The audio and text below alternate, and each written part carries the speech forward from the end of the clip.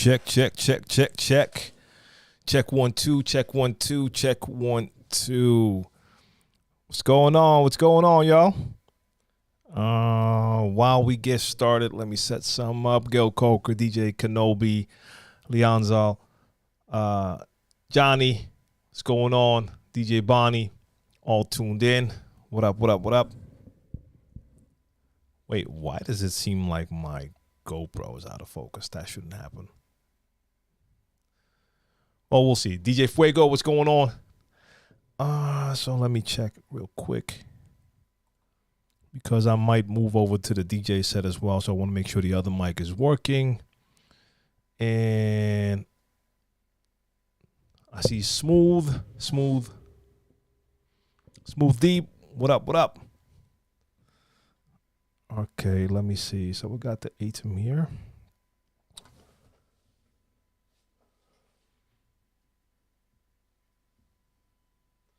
Oh, no, I don't need the ATEM. My bad. I just need to do this. Cool. All right, that's working. So maybe if I want to jump over to the DJ set, I will be able to do that and have a mic there as well. Let me change the position on this a little bit. Gil Knight in the building. Straight from Facebook, DJ Z. Just waiting for peeps to come in for a sec. And I see some May the 4th be with you. And I had to start a couple minutes late because here in the Netherlands on May 4th at exactly 8 p.m., that's when I normally start my live stream. We have a couple of minutes of silence in remembrance of all of the victims of the Second World War. And tomorrow, May 5th, is Liberation Day here after the Netherlands was occupied by the Germans for a couple of years. We were liberated on May 5th by the Allied forces. Flair Boiteau, Chris on the mix. So the Rev 1, yes, we can definitely talk about this little guy right here. And as you can see, if you haven't seen this before, as you see my hand, it's a small controller. I definitely don't have exceptionally large hands. This is just one of those entry-level controllers. Had a lot of fun with it on Monday. But before we get into it, let me just wait for a couple more peeps to come in. And like I said, I have that set up. Let me start up Serato as well, just in case if we want to get that going and do something with that.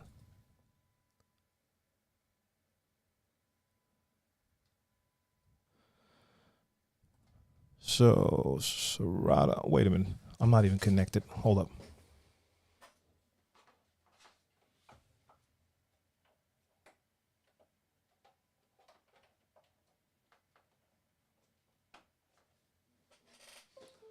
Make sure that's plugged in so that everything can be recognized. And we'll just start up Serato in the background. All right. As the people come in, I want to welcome y'all. Welcome. I'm DJ TLM, the last Mohican, and you're tuned in to Share the Knowledge Live, my weekly Q&A for DJs. So you can ask any DJ-related questions, and maybe I'll have the answer. Maybe someone in the chat will have the answer. We are definitely all here to help each other. My computer just made a noise as if something is not right. We'll see what happens. I have 100 programs open right now, I think. You know what? I have Premiere open. Let me close Premiere. We don't need Premiere right now. And let me move Serato to another screen.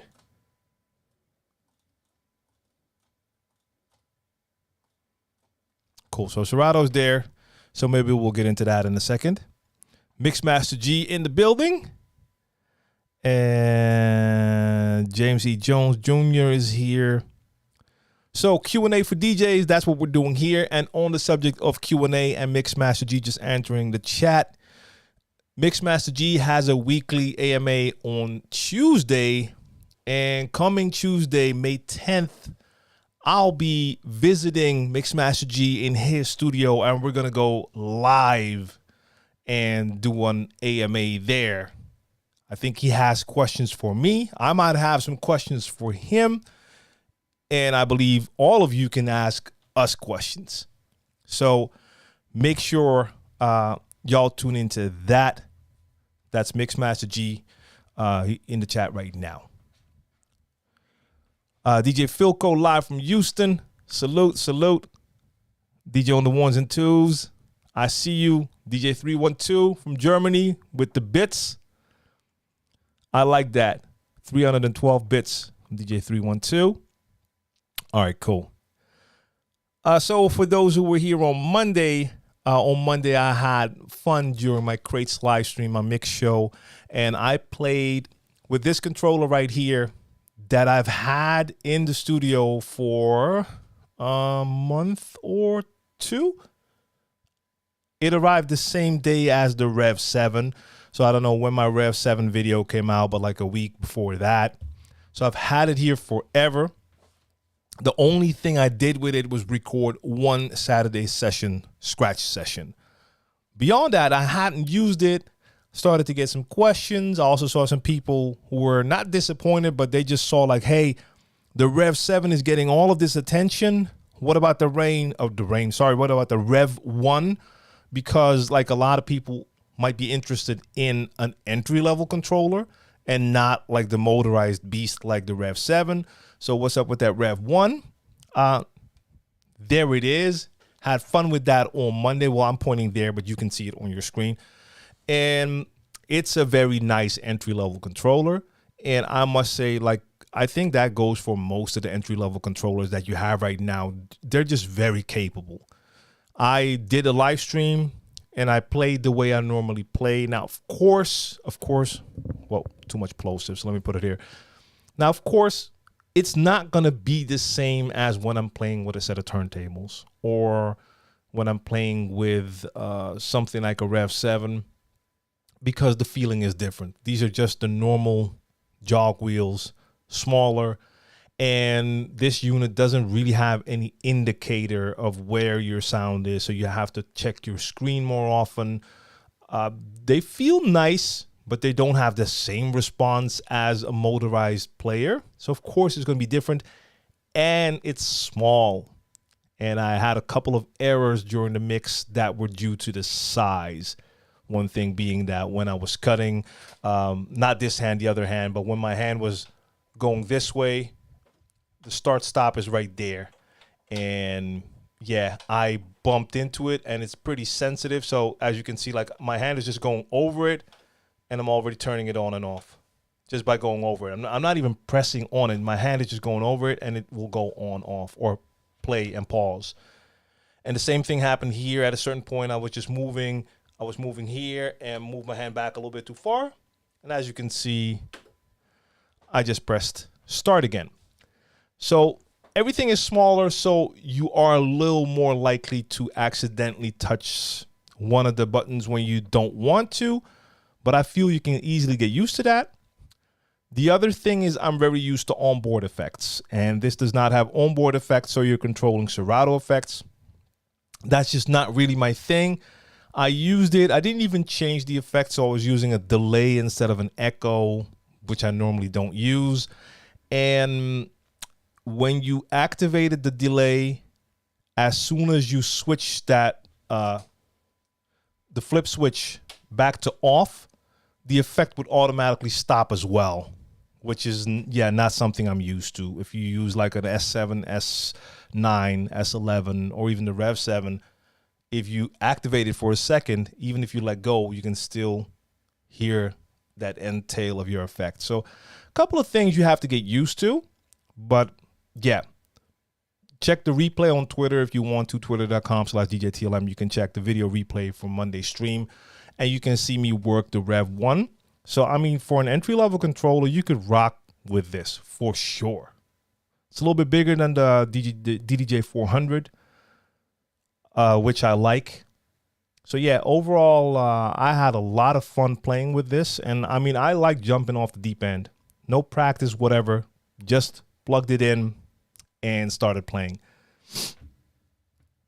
Curtis Cozy with the sub 9 months in a row. I appreciate that support. Thank you very much. Fatboy Hurst, Earl Whiff.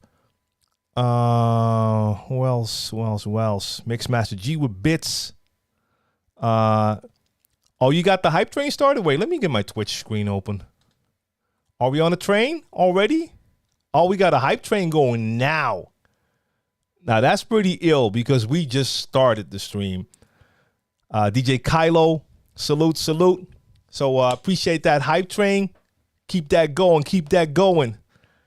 On the ones and twos with the bits, much love. So let me just scroll to the top first and start with the first question, because I'm already making it harder for myself by just starting to talk about that Rev 1 and not even answering questions yet. And I think Leonzel had the first question. Check. Where is it? Leonzel had a question about, I don't know, was something with a manager. I got it. How do DJs get their clients' email to send them a DJ contract electronically? I have to assume that if you're going to send a contract, that you're already in contact with your client. Otherwise, you're not sending a contract. You're not sending contracts randomly to people, right? So when it's time for a contract, it means you've already had contact. And if you have contact, then you either have their email or their telephone number. So by that time, once it's time for a contract, you should already have that. And if you've only talked to them on the phone and you don't have their email, then you ask them for their email. So either I'm misreading the question, but if that is the question, and that's what I'm seeing here, how do DJs get their clients' email to send them a DJ contract electronically? You ask for their email. Because once again, if you haven't spoken to them, then there's no contracts in the story yet. Those contracts only come once you are at that point. Like, for instance, I was approached on Instagram like a week or a week and a half ago about a gig. We went back and forth for like 2-3 messages. Hey, cool, that's going to work out. All right, I'm going to send you a contract, and switched mails through the DM, and then the contract was sent. So that's when the contract comes into play, once you set that gig. I'm fighting the chair again. I don't know why. It's been working fine for a week, and now now I'm losing it. I see the hype train is still up. Level 1. I mean, I'm excited for that. A hype train during my Q&A. That's like something you would normally see in a mix show, even though it doesn't happen in my mix shows a lot. And I think that's due to the fact that my audience is mostly DJs and not like just regular audience.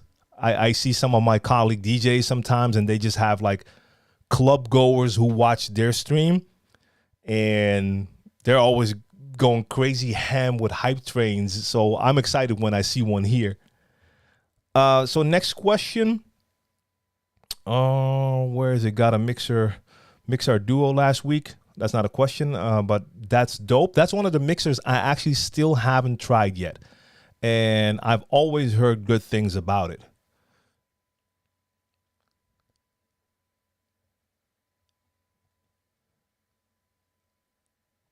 Let's see. Mixmaster G, did TLM say something about you are answering questions in it yet? Today? No, not today on the ones and twos. That's May 10th. So coming Tuesday, I'll be at Mixmaster G's studio, and we'll be just chopping it up, but also answering questions. So that's next week. By the way, before I continue, chat, let me know if someone in the chat, did anyone in the chat check out my new radio mix show on Sunday? If not, if you have no idea what I'm talking about, I started last Sunday on Galaxy Radio, salute Galaxy, and you can catch me there every weekend from 4 to 6, that's Central European time, with a throwback mix, 2 hours. So on Saturdays, the replay show, and on Sunday, there's a new show. So if you missed it on Sunday, tune in coming Saturday for last week's show. And on Sunday, you can catch a new show. That's Galaxy Radio, glxy.radio. I'll be sure to add that in the chat, I think I'm allowed to do that. All right, quick question from DJ Sub. And Earl says network is poor here. Twitch is too glitchy. Yeah, that's probably the network. I think Twitch is doing fine beyond that. Oh, we missed the train. We missed the train. All right, cool.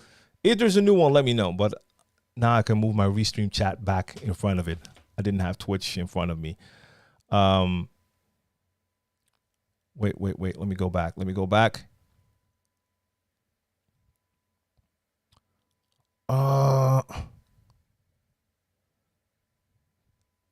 I was reading a question in the Restream chat app, and all of a sudden it just moved everything all around. All right, I'll find that question again. Okay, I'm running my Numark NV2 through a mixer for an experiment on my next stream.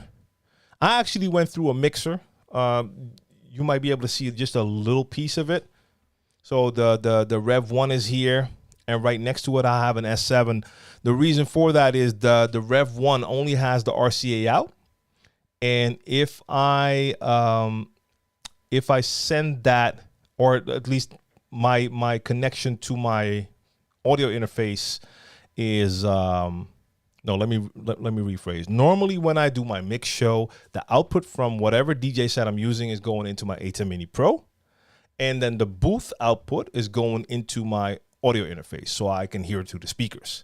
Now, this doesn't have two outputs, only one. So I can send that to the A10 Mini, and then you can hear it on the stream, but then I don't have audio through my speakers. So by sending it to that mixer, the S7, I can then send an output from the S7 to my A10 Mini Pro, and the other output, the booth output, to my speakers. So that was the only reason why I actually did that. But yeah, so I was doing kind of the dual thing here as well. Any way of using BPM sync using Rekordbox, DVS, and 1210s? I would have to assume yes. I don't use sync, so I'm not sure. But I mean, Rekordbox has sync, and you should be able to use sync in DVS mode as well. So I would have to say yeah, but I haven't done it.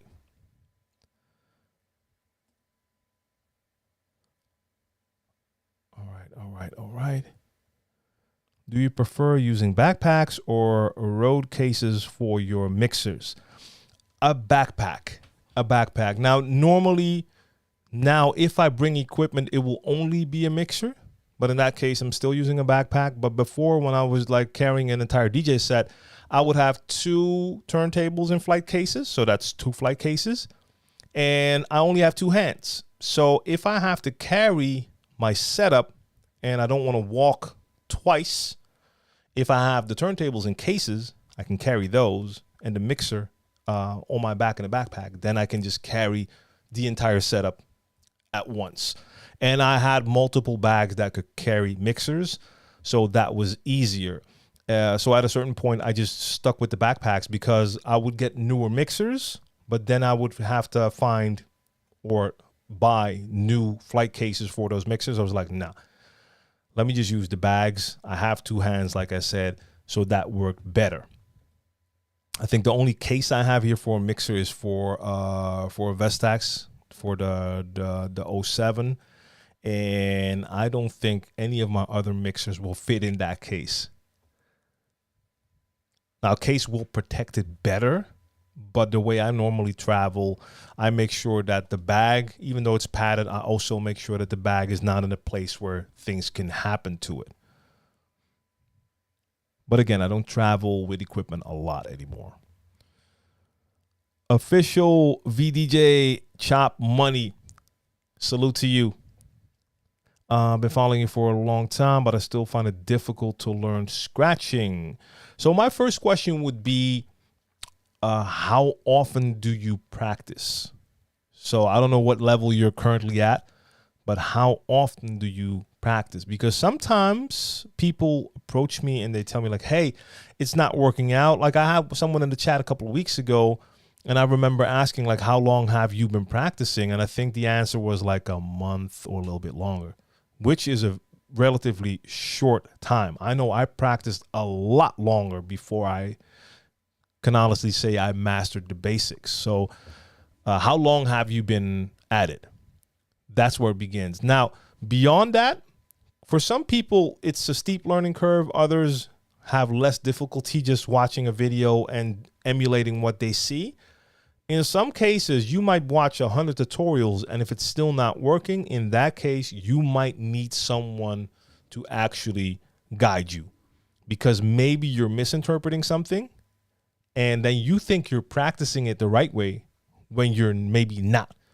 And in that case, if someone can like see you do it, they can let you know like, oh, wait a minute. This is the problem. You have your hand on the wrong side, or whatever the case may be. So of course, that's something I can't tell, but that could be an issue. But a lot of times it's also that you just need more practice. I see that with a lot of people, that they just need more practice.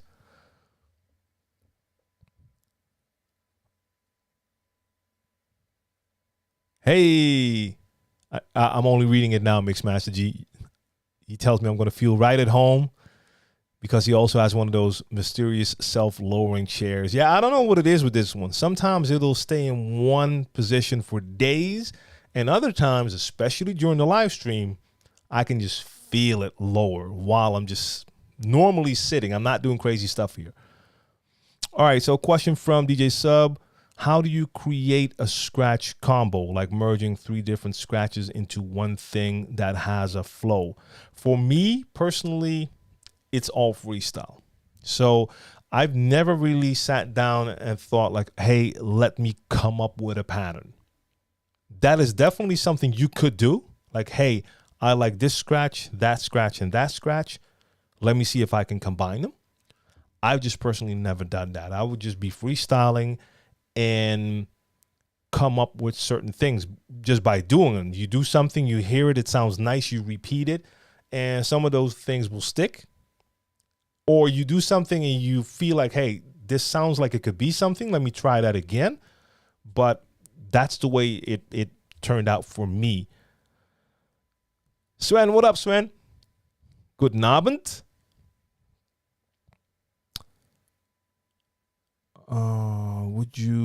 Would creating your own event at a venue space be more profitable for DJ groups? Profitable, I don't know.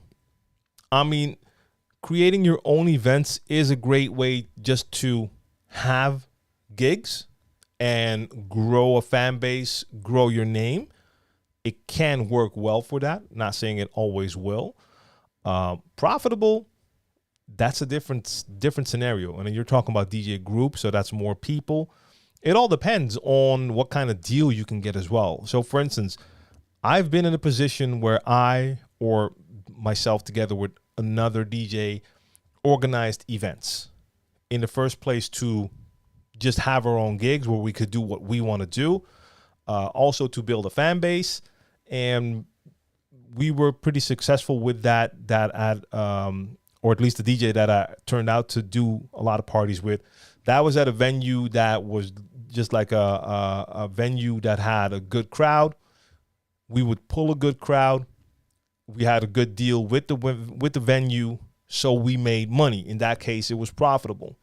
I've also organized events with DJs where at the end of the night, we made no money because there weren't enough people and the group was too large. You have to split whatever comes in. Now, if you don't make a lot of, if there's not a lot of income that day, then there's not a lot that can be split.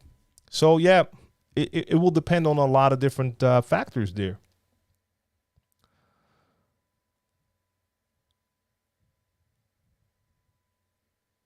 DJ on the ones and two, make sure the arms are locked. You should be fine.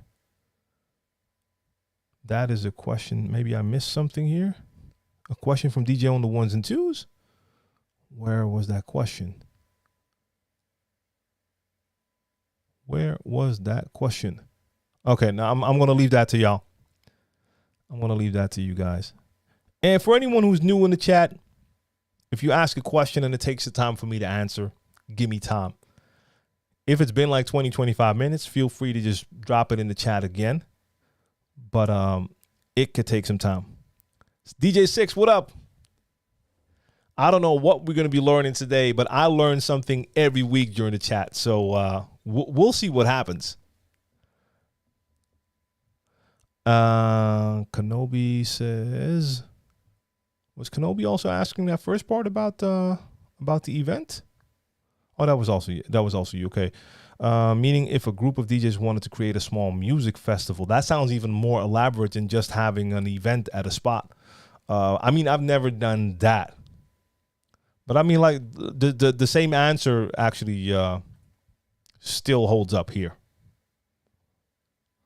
Sven says, don't have an idea what you're talking about. Yeah, I'm reading that now, so I don't know what I was talking about when you wrote that. Max Winner, what up?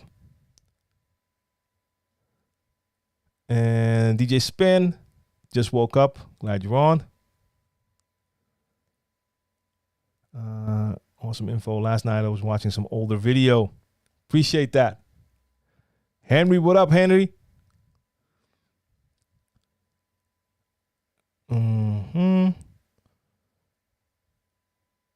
Do DJs get the contract?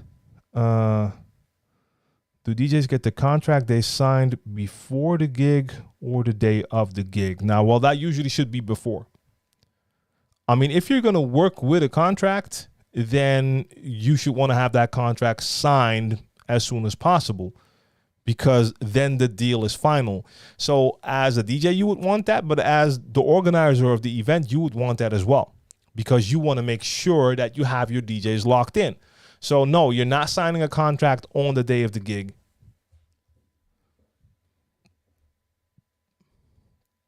DJ Reese, what up?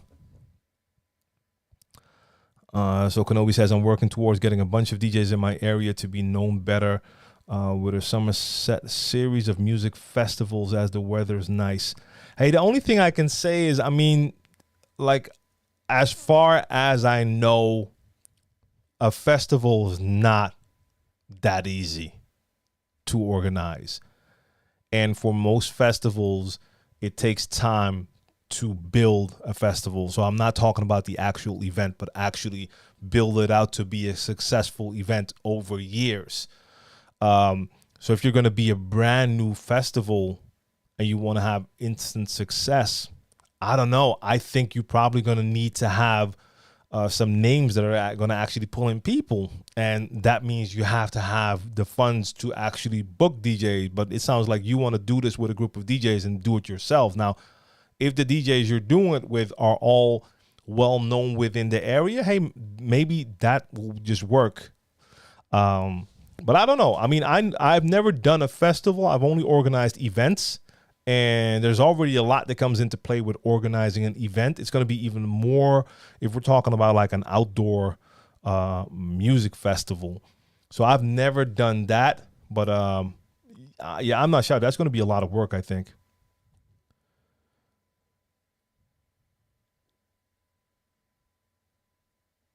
Mixmaster G. Okay, that's also about the contract. Depends on the custom in the what the custom in the market is, but in general, well in advance, as well as a down payment and full payment before the gig. Yeah. Of course, it's going to vary all over the world in some places, but I can't really see places where you would sign a contract on the day. Like I said, once again, if I was going to book an event and I'm booking organizing an event and I'm booking DJs and I'm working with contracts, I want that contract signed as soon as possible, because then I know that the DJs are locked in. But who knows? Some places might not do that. I would not feel comfortable with working with a contract and then not having it signed until I get there. What if I get there and then the contract isn't signed? You know? The contract is only valid once you sign it. Otherwise, it's just a piece of paper with some words. If it doesn't have your signature, then yeah, it doesn't mean anything.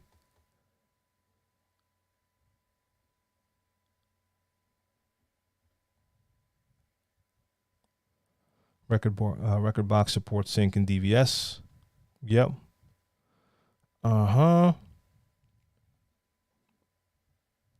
Reese with that sub as well. 5 months in a row. Dope. And Fatboy Her says there are no videos on YouTube showing how to BPM sync using Rekordbox, DVS, and 1210s. Okay. Really? I mean, I'm sure. I've never looked for it, but that's crazy. So I'm sorry guys, I don't have another screen open here, so I only have my Restream chat app, so I'm only now seeing the subs. So Mixmaster G, DJ Big Shot, Fat Mike, Vinyl Touch with the subs. I don't know if someone's gifting subs or if you all just subbed. I think Reese is handing out subs. That might be the thing here. In any case, appreciate it a lot. But Fatboy, yeah, let me take a look at that, because otherwise I can definitely look at that. But I couldn't imagine that it's not going to work.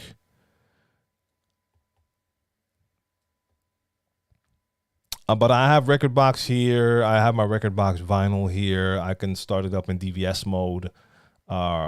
So yeah, let me look at that.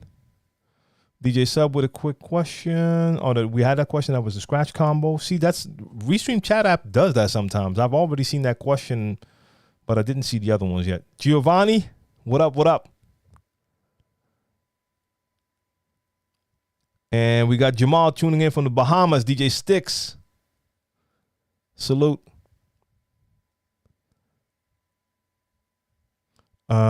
How do DJs come up with their own transitions? Well, their own transitions. In what way though? Like, I mean, I think there's always going to be subtle differences. Like, let me put it like this. You have the pretty traditional transition points depending on what type of genre you're using.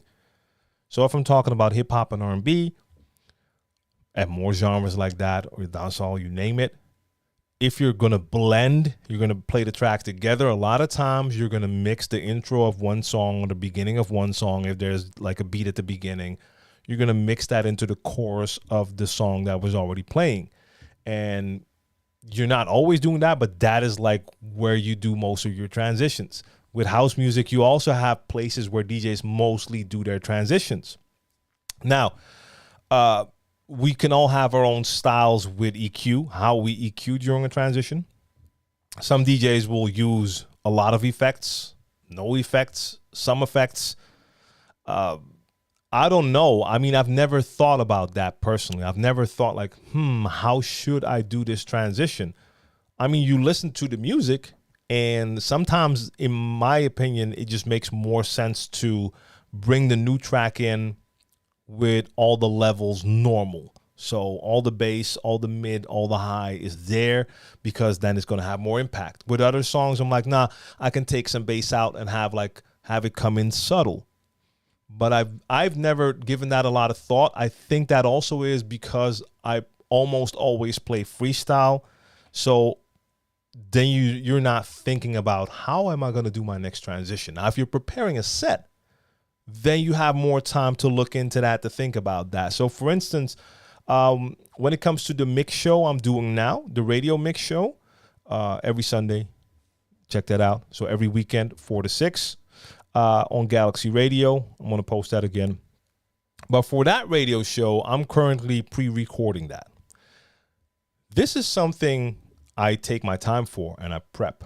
So I'm selecting songs in advance. I'm not just opening a folder, hit record, and just start playing. I'm going to look for tracks. Which tracks do I want to play? Especially because it's going to be on every week. I want to make sure I'm not playing the same tracks, you name it. And then I'll take a little bit of a closer look, like, hey, which tracks would work well together? But even then, I'm not focusing that much on my transitions in advance, but some DJs might spend a lot of time working on that. So maybe, chat, let's talk about that. Do you prepare your transitions, and do you think about transitions? Let me know in the chat. And again, I think for the freestyle DJs, that's not something you're really spending a lot of time on. Vinyl Touch, where do you see the DJ techniques innovation is going to in the future? Do you think more on-the-fly beat making and performance will pick up? I'm not sure. I mean, you do see more videos now with DJs doing more finger drumming stuff, a little more stuff with sampling. But is that going to be like a mainstream thing that most DJs will do? I mean, I kind of doubt it. Also because I just see a lot of DJs aren't really that creative or don't have that much skill and talent, to be honest. Like a lot of DJs I see here, they can mix a song, but that's basically all they do. So I don't think those DJs all of a sudden are gonna add all of this extra stuff. And the more creative DJs, we might see them become even more creative with all the new possibilities that you have now. But I doubt that all of a sudden we're going to see like a majority of the DJs do on-the-fly beat making and performance stuff.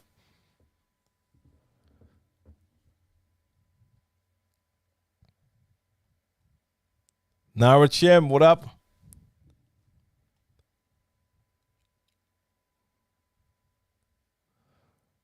We have a bunch of outdoor parks and locations in Ohio. It would depend on the permits. Yeah, even things like that, like with festivals, dealing with like permits. And if it's just like an empty lot, you have to like get stages, maybe tents. I don't know. Like I said, I've never organized an event.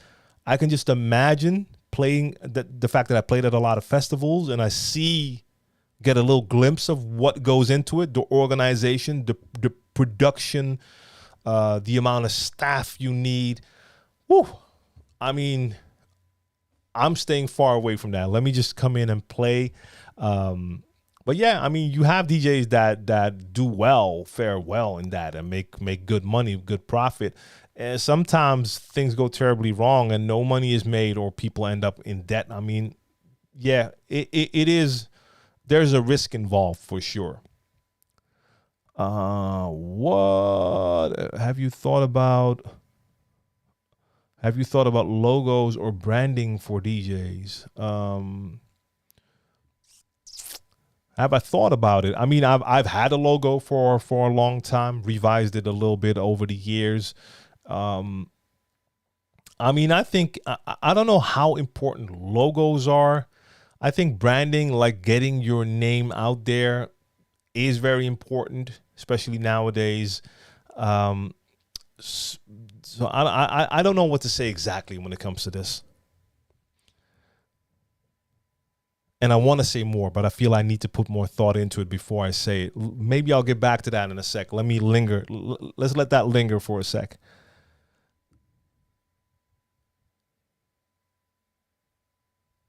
Yeah, Vinyl Touch, exactly. It may be better to iron out logistics now so you know what kind of crowd you're pulling, the permits, time slot, advertising. It's mad hard to start without some pull from somewhere. Yep.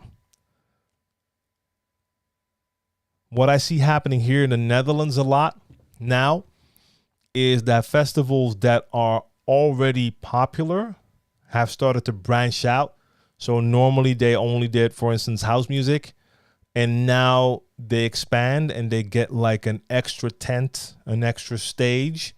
And instead of even putting thought into what they're going to do there, they just let a popular party, let's say there's a popular hip hop party at a venue somewhere and it has a name, people know it. They just get the organizers from that event to host that tent, that stage. So I see a lot of the hip hop DJs playing at those house festivals because now they all have extra stages and then they'll just be hosted by another event promoter.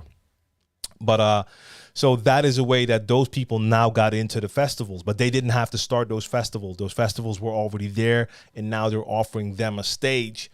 But maybe that is also something you could look into. Like maybe there are festivals already, but they don't normally play what you play.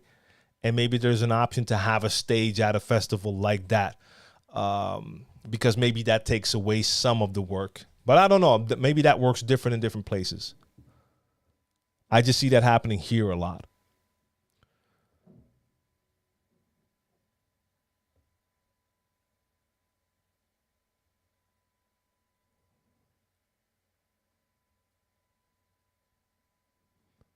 Sorry, guys. I'm not reading everything out loud for a second.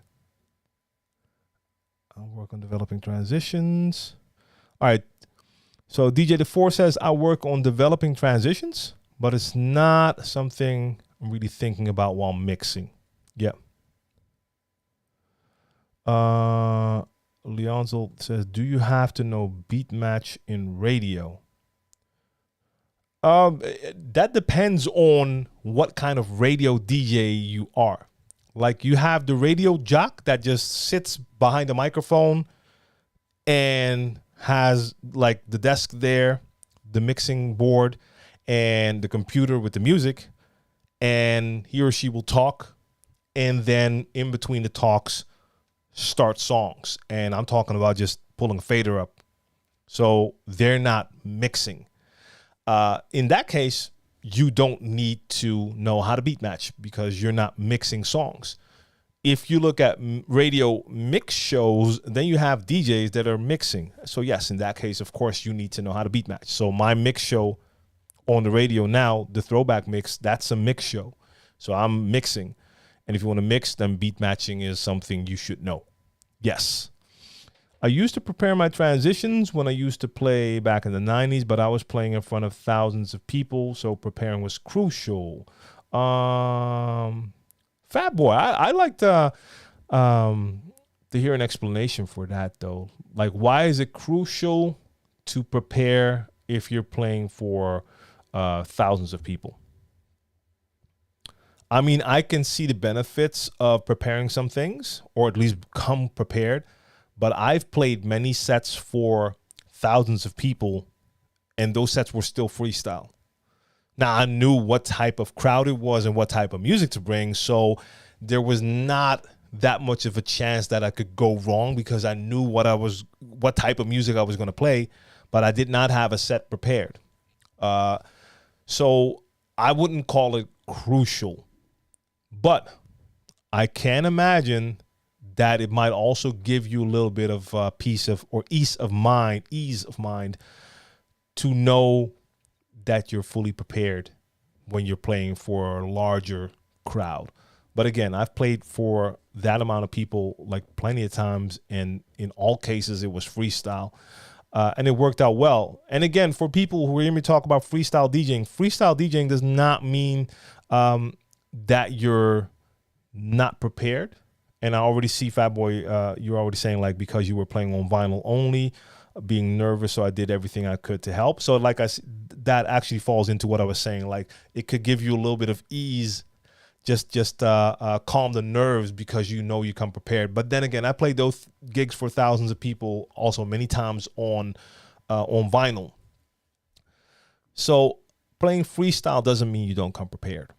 You make sure you know what music you're bringing. You make sure you know what type of music you should be playing at that event.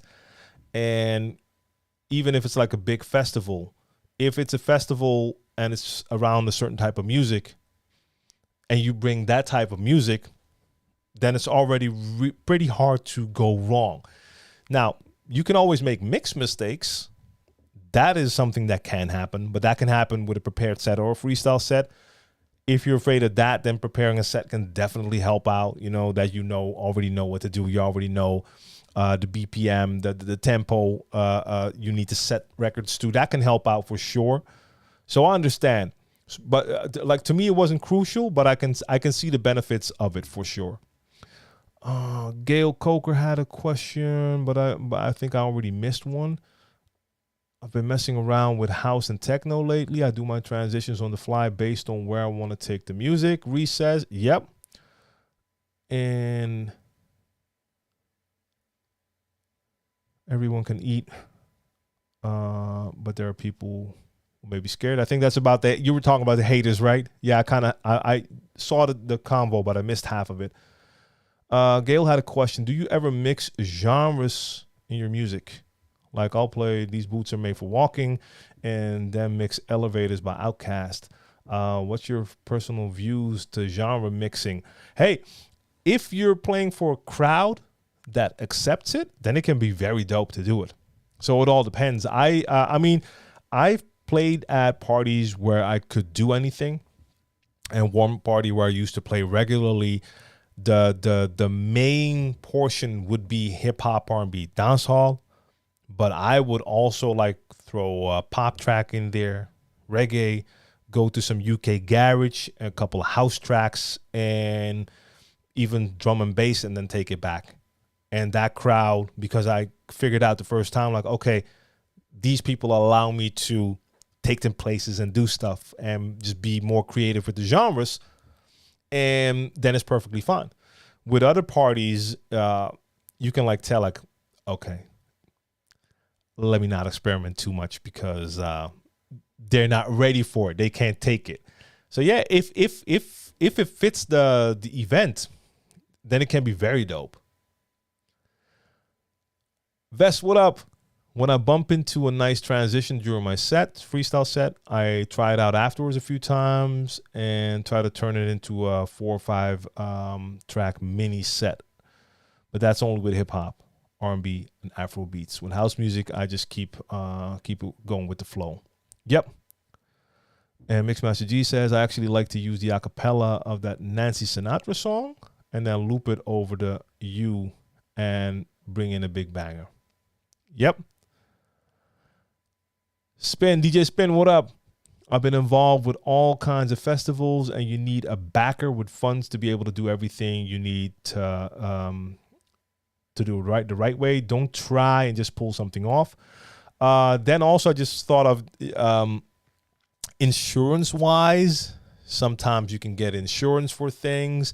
I know here when the pandemic started, that first year, like a lot of festivals couldn't, were canceled.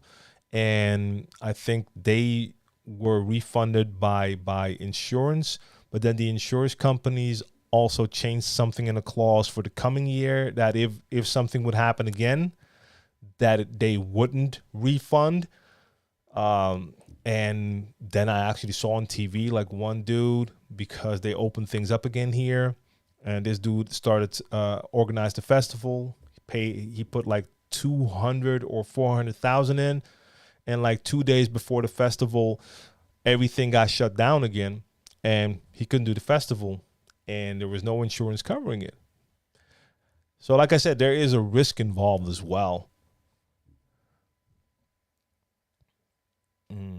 Let's see. Say what I want to feel. Say what I feel. Dre, what up?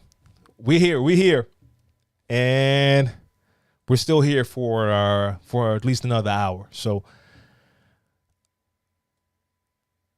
we just chopping it up. As always, I myself don't plan my transitions ahead of time. I do what feels right. Concerning scratching, once again, you said you go freestyle on them. Do you find yourself repeating a pattern, or are you okay with how it comes and goes? My greatest fear is repeating a combo. So why would you fear that? I know I repeat combos constantly because when I'm freestyle scratching, which is basically what I do, a lot of times I will just get into a comfort zone and do patterns that I know. I do them freestyle, but I'm not, like a lot of times you will run into scratches. You do the scratches, and chances are I'm doing them in a pattern that I've done before, and that doesn't bother me at all. Like, it's not going to be the same pattern every time. I mean, I'm being guided by the music, but I don't worry about that. So, yes, I've definitely repeated patterns. Now, if you find yourself always repeating the same patterns, and I've had moments that I thought like, hey, I'm doing the same thing now. That's either a sign that I need to just learn other techniques so I can do different scratches, or that I have to start spending time to actually look at different patterns. I just don't really have time for that.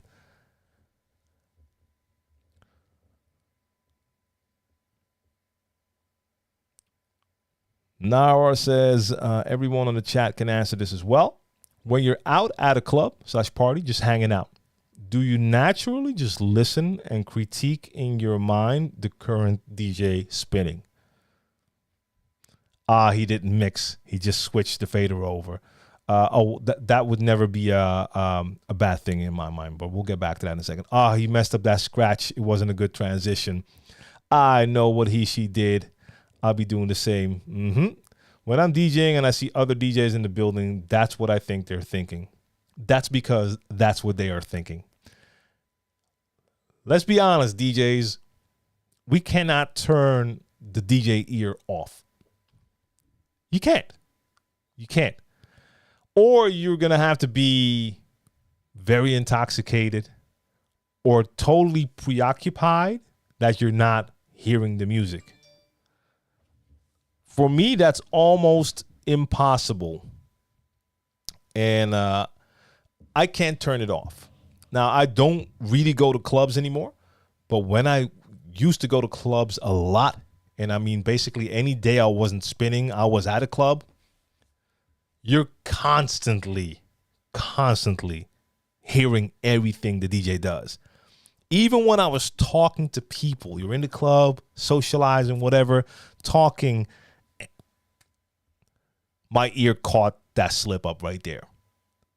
Or, like, let's be honest, DJs, you go out, you're with friends, DJ's playing, there's a song playing, and then they start a transition. You hear the next song already. A lot of time, the people I was with did not hear that until the song fully came in. So you hear that first little, whatever it is, bass line, sample, whatever it is. And you're like, this song. Then like 8 bars later or whatever, a couple bars later, the full song comes in and they're looking at you like, how did you know? And you're like, you can hear it. They can't. We can.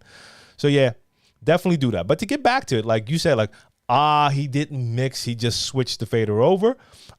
In my head, that's never something I would judge a DJ on as being a bad thing. You don't have to mix everything. I certainly don't mix everything. Some tracks shouldn't be mixed. So that would not be something I would say is a con. But yeah, we all have that. You're not alone. I think there must be a mix of pre-prepared and on-the-fly mixing transitions. If you lean too much towards preparation, you'll be limited in your sets, and they would most likely sound the same. No preparation, and you may panic with lots of Serato face between transitions. Yeah, for sure. But that's what I'm saying. Like, well, that's kind of what I'm saying. Like, even if I don't prepare any of the music in the sense that I'm not making a track list, I did most likely pick out songs. If I was booked, I'll probably have one folder with songs that I want to play that day. Of course, then I have my normal crates that I can always fall back on, but I will most likely make a folder filled with tracks. I'll probably not play all of those tracks, but those are all tracks that I feel would fit that event and that I want to play. And like I said, then I have my normal crates, because if it's like a hip hop and R&B party, I have crates ready for that. So I'm going to have a special folder with tracks I selected, and then I have my other folders. I know what type of music is expected. If I can, I'll also make sure I prepare the music so it has cue points, loops, etc. If you watch the live streams, you know a lot of times for my live streams, I don't, and you see me set all those cue points while I'm playing. Normally, I would want to have that prepared. When you do that, and for instance, like for my radio show, I'm listening to the songs, I set the cue points, and I'll also hear parts because I'll listen to the entire songs. I'll hear parts, and I'm like, hey, that part would be cool for a loop, and I'll set a loop. I don't know if I'm going to use the loop. I don't even know which transition I'm going to do, which song.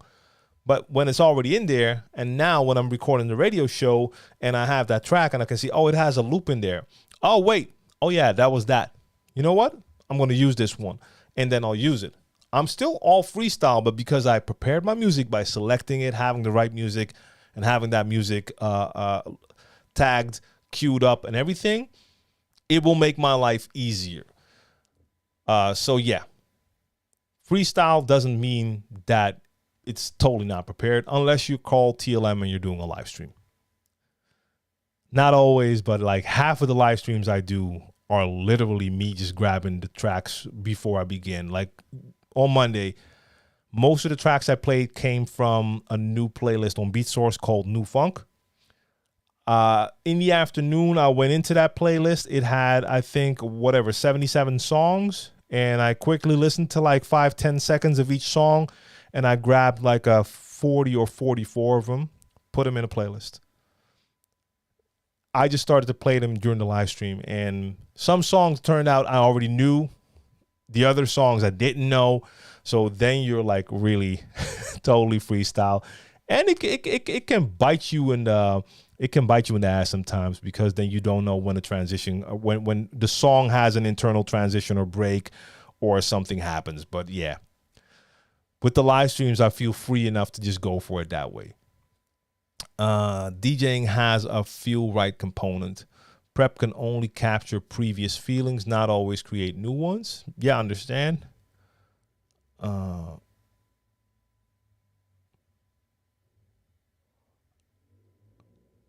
Mulberry, I don't know if I gave you the shout out yet, but good day to you. I can listen to a mix without hearing what is really good and what goes wrong. I think we listen to DJs different than the average audience, but that goes for most professions. A carpenter will watch other carpenters work. Yeah, I mean, for sure. Or even if you have like a homie and he's a carpenter and you're just somewhere in a building, they'll notice like, they didn't align that right, or they used those nails, you know, they'll see that and we don't even notice. So yeah, that will always happen. Let's see. Don't want to. Okay.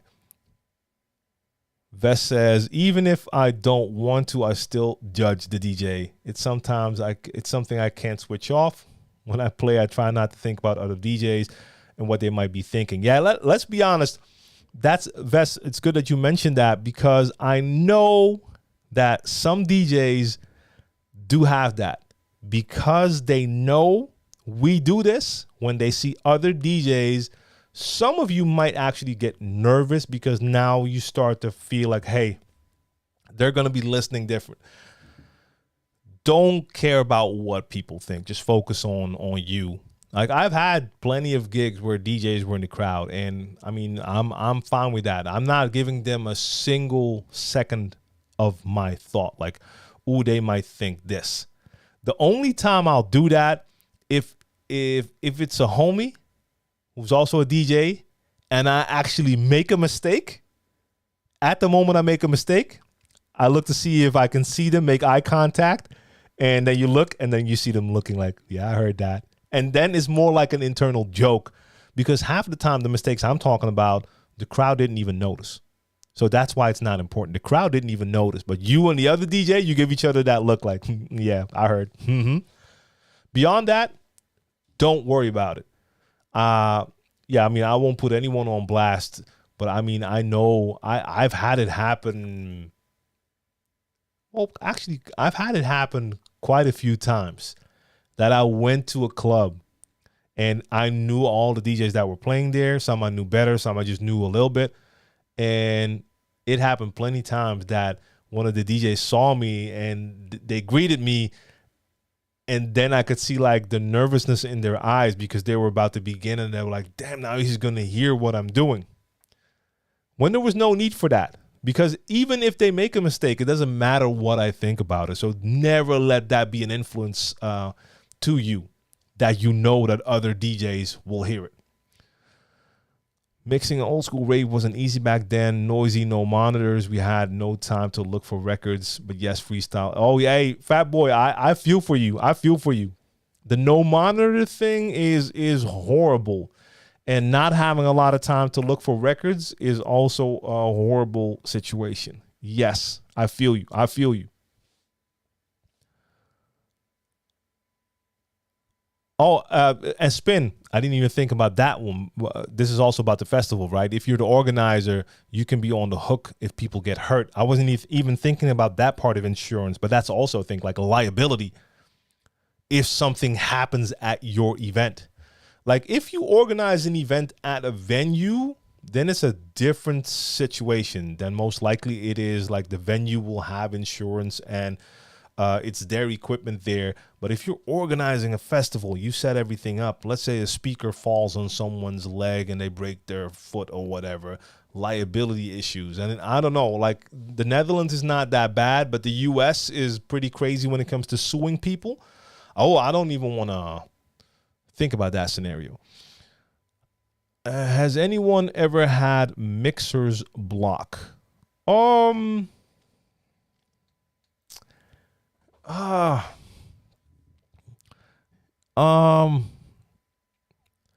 not sure. I mean, I know I've had scratchers block because like we were discussing earlier, like you're repeating patterns. I've had times that I was just playing around, having fun, not actually doing a practice, but just playing around. And I noticed after the third or fourth time playing around that I was actually doing the exact same thing and nothing new was coming out. Maybe that could be called like scratcher's block. I don't know if I've ever had mixer's block, but I'm pretty sure it could be a thing. But it also depends on how much you're thinking about mixes. And I'm like really basic when it comes to mixes, so that's not something I put a lot of thought into. And what kind of training do you do for scratch pattern improvision or improvement? Well, whatever the case may be. I don't. And I should. I just don't have time. And if I would train again, I've never had a training regimen. I just know for now, I know I have certain limitations. So I would be working on those. So for instance, I transform with my right hand on the fader. I want to be able to transform with my left hand on the fader. That's something I need to practice. The other way around, I do my flares with my left hand on the fader. I want to be able to do them with the right hand on the fader because that's going to also allow me to do more, because now there are certain patterns I do when I have my right hand on the platter. Then there are other patterns that I do when I have my left hand on the platter. That's because I can't do certain scratches with certain hands. So that will be my starting point. But I don't have like a practice regimen. Have you tried doing a James hype transition? No, I haven't. I've seen a video or two, but it didn't make me feel like, hey, that's something I want to do. First off, I don't think. Like, I think everything I've seen so far is house, which I don't really play. And beyond that, I if I remember correctly, it was a lot of cue point pressing and repeating and then adding a second track. But I'm not sure anymore. I just know it was a totally different style of music, so that's why it didn't make me think like, hey, I want to do that in my transitions. And DJ DeForce says, I hear BPM constantly. Skillmonger, what up? A DJ will also pick up another DJ. A DJ will also pick up another DJ's clanger when it sounds like bashing. Yeah, I mean, but that's the funny part. Like, you have, like, if it's a total train wreck, then probably the whole crowd will notice. Even if some still don't understand what the DJ is doing wrong, they'll hear that something is off. But when it's the more subtle mistakes that the crowd doesn't hear, we'll still hear it. That's why I said that's how I had my little fun with like DJs I knew, because then you give each other the eye contact like, yeah, I heard that. But it's all in good fun because you know you make those same mistakes yourself, you know?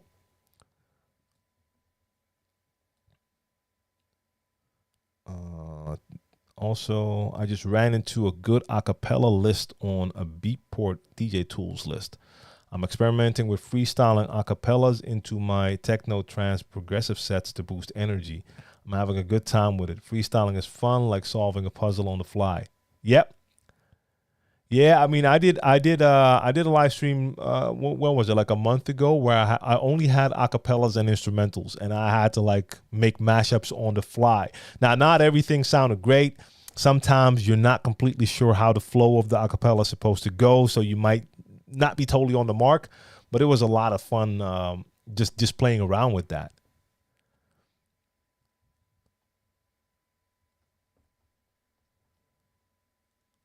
What did I miss? I feel like I skipped something again. Oh, the Skeeter salute.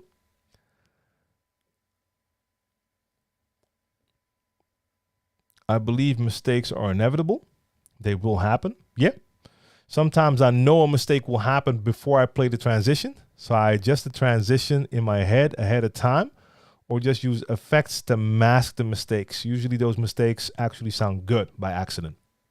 If it sounds bad, I just change up fast with effects. Most people will forget a mistake in live situations for sure. 100%. 100%. Yeah.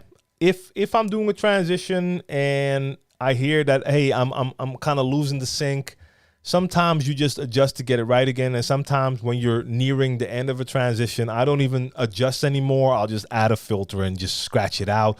And yes, I know it didn't go the way it should go. It wasn't perfect.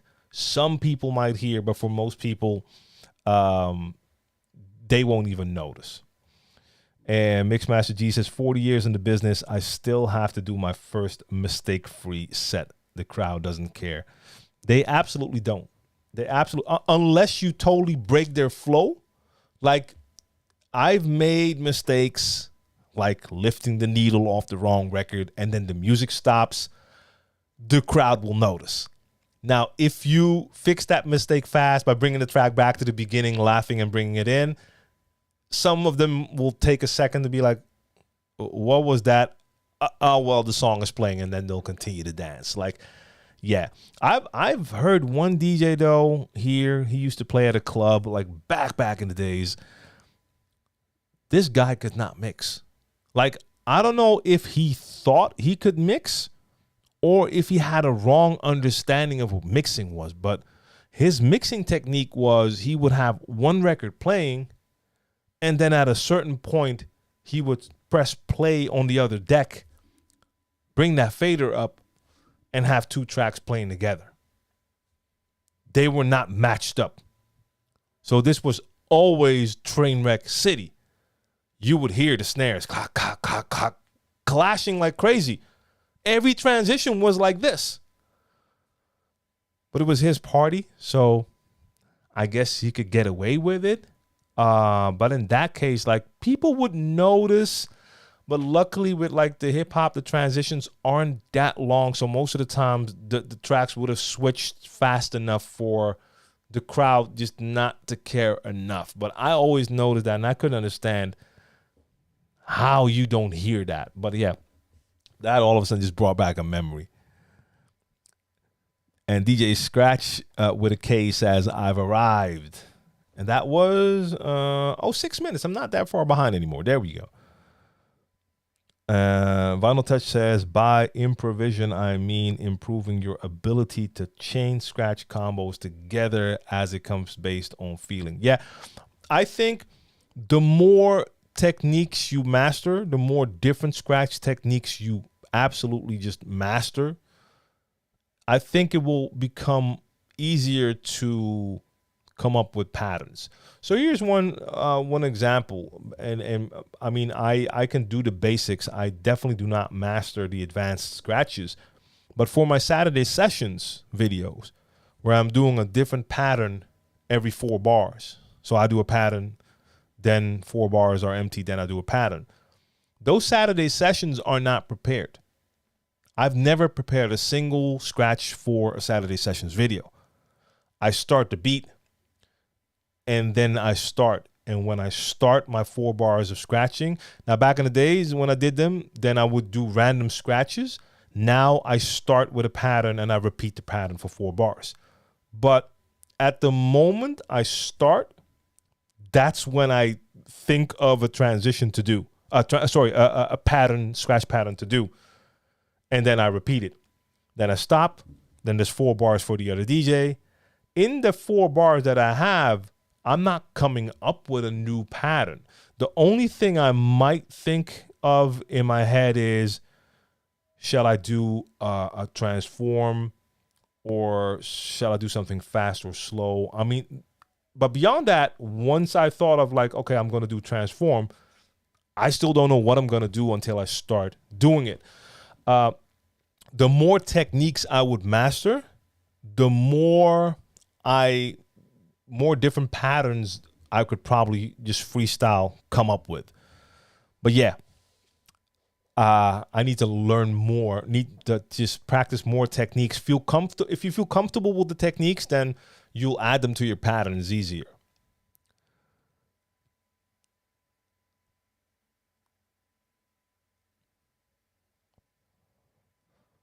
After streaming for over 7 hours, I was starting to think IV.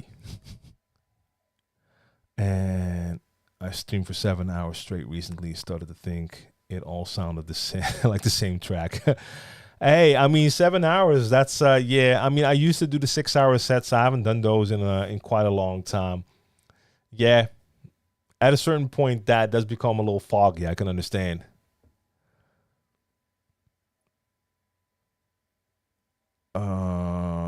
What did I miss? I'm terrified when a DJ fails to realize the key lock is off, especially party DJs. I think it all depends. If that DJ doesn't go beyond, let's say, like +3, I don't think you necessarily need to have key lock. I just noticed, like, when I was doing the set with the Rev 1 on Monday, that the key lock was actually off because Serato was kind of weird. I started up Serato, and Serato acted as if I didn't have Serato yet, and I had to like log in and activate again. I don't know why, but that, I guess, changed some settings because key lock was off when I do have it on. Nowadays, I didn't do that in the past, and I started to pitch the track up, and I could hear the pitch change, like the tone change. I was like, hey, wait a minute. But like, there's no rule that you have to have your key lock on. Now, if you're talking about DJs who like to go to that +8 and they don't have key lock on, it's going to sound pretty weird, for sure.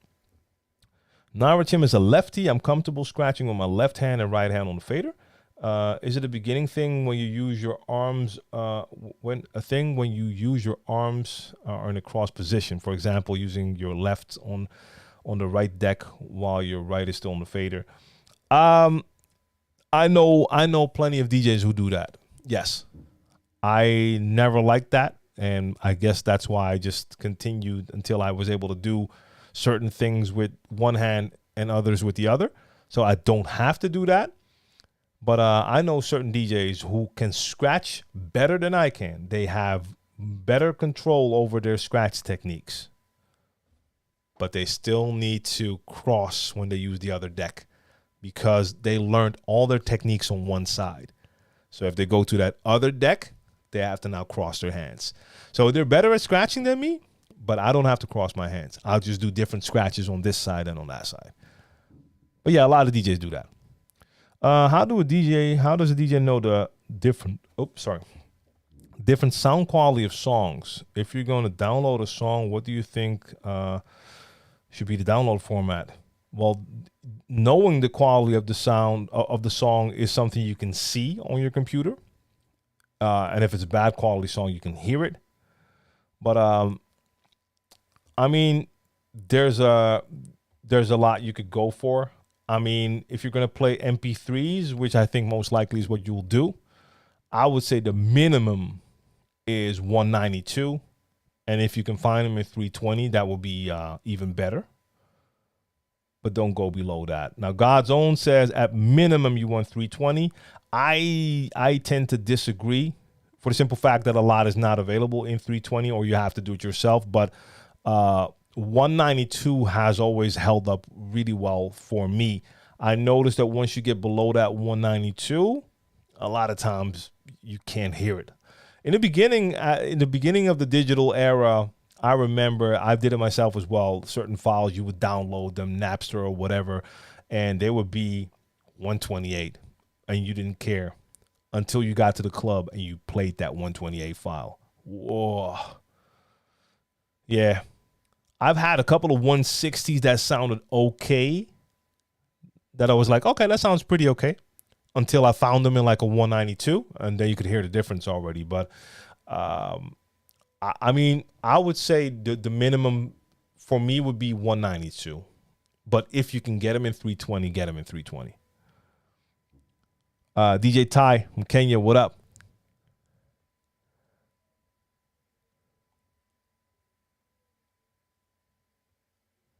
But I also know certain DJs who only want WAV files. They don't even they hear MP3 and they're like, MP3. So hey, it's going to be different. Now, also, what happened back in the days when I was, and I see Kujini is here now, mentioning LimeWire, and we had a lot of those, right? You had a lot of the different download options. I also remember that a lot of times the metadata was off. So you would download a song and it would say 320. And you heard the song and you could clearly tell this is not a 320. And let's be honest, I can download a 128 file, I can open it in Audition, and I can save that file as a 320 MP3. That doesn't make it a 320 MP3. It's still that shitty 128 file that I just now saved as a 320. So yes, you look at the numbers, but you also have to use your ears. I've had certain tracks that had the right numbers, but you could just tell, like, yeah, this doesn't sound right. I need to find a better version. Either rip a CD or whatever, but this isn't it. Mixmaster G says MP3 320 at 44.1.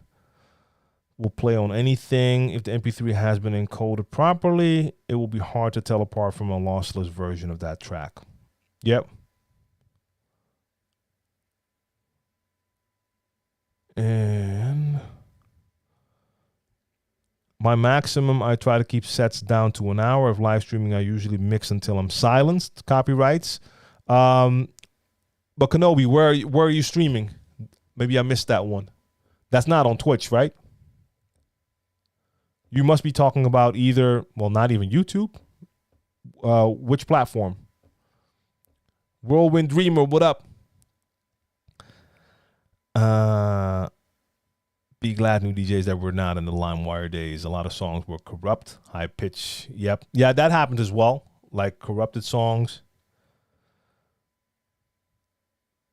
And a typical MP3 at 320 will be over 10 MB. Yeah, for sure. And Mixmaster G says you can use spec or fake the trunk to analyze if a track is truly to the core what it says to be. Yeah.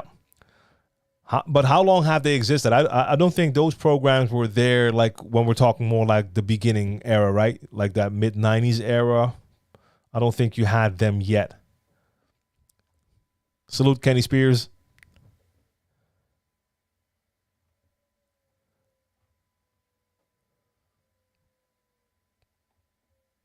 I think I managed to catch up in time. Incredible.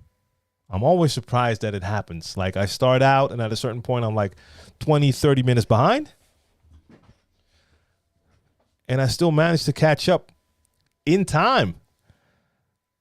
File size is not a good indication. If the MP3 contains very high-res artwork, okay, that can increase the size as well. Yeah, if it has the artwork. Okay, that's a good point. That's a good point.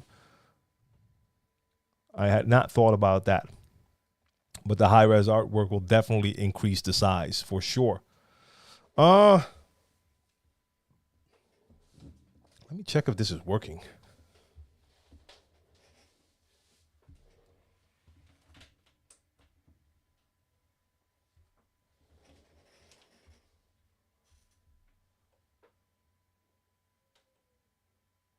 Are we working? Is anyone in the chat, anyone there have the Rev 1?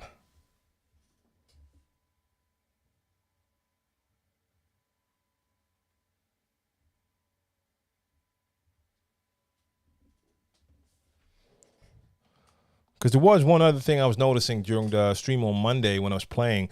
At a certain point, I was kind of finished with the playlist that I had with the new funk tracks in there. And I wanted to go back in the folder structure, and on most mixers and controllers you will have like a back button to go back. I didn't see it on the Rev 1, so I had to like grab my mouse to go back. That's not a big issue, of course, because normally you will have your laptop near. Now here, I don't work with a laptop. I use a studio computer to DJ. But luckily I have I have my desktop mouse here, but I have a separate little Bluetooth mouse that I just keep next to the set now.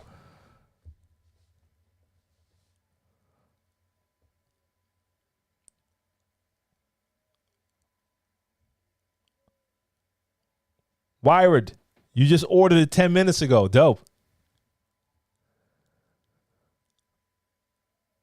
And Mulberry says, have you heard of a great way to get rid of duplicate tracks? Yeah, I mean, I've seen a couple of different things that do that. I forgot the names. I was actually messing around with damn it, what's it called? I was messing around with Lexicon, and I think Lexicon also has a feature to look for duplicates, but I haven't tried that yet. Richard, let me check, because I think I tried that.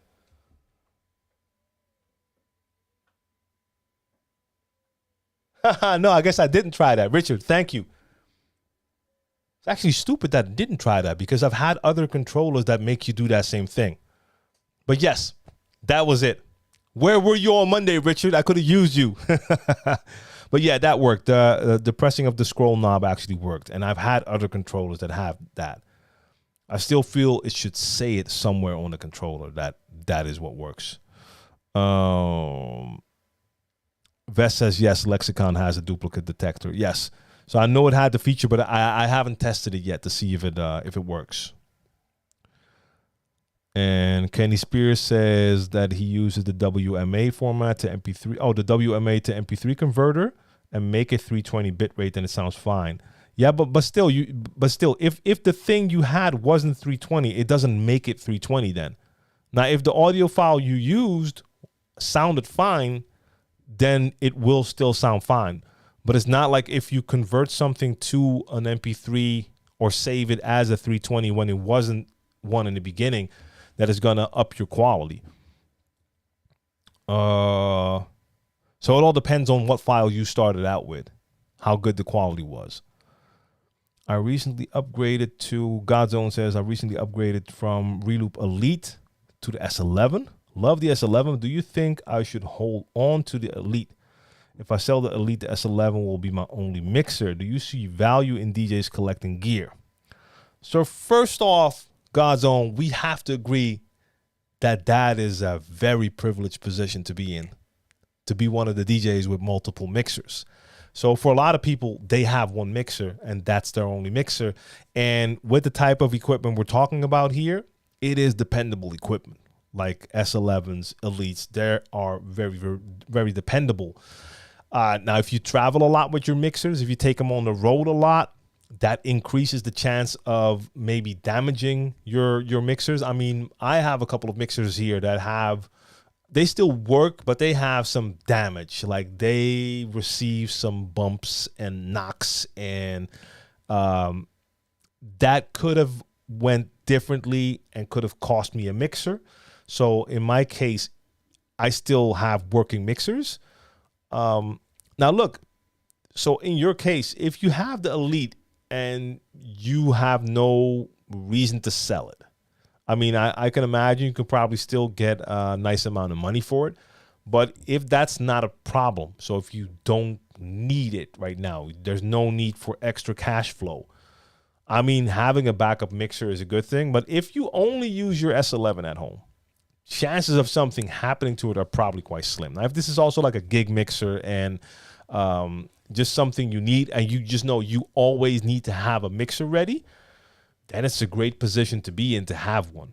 Like it's the same for me. I have an S9 and I have a 72. Now I have an Elite here, but that's Reloops. But I mean, they let me keep it here.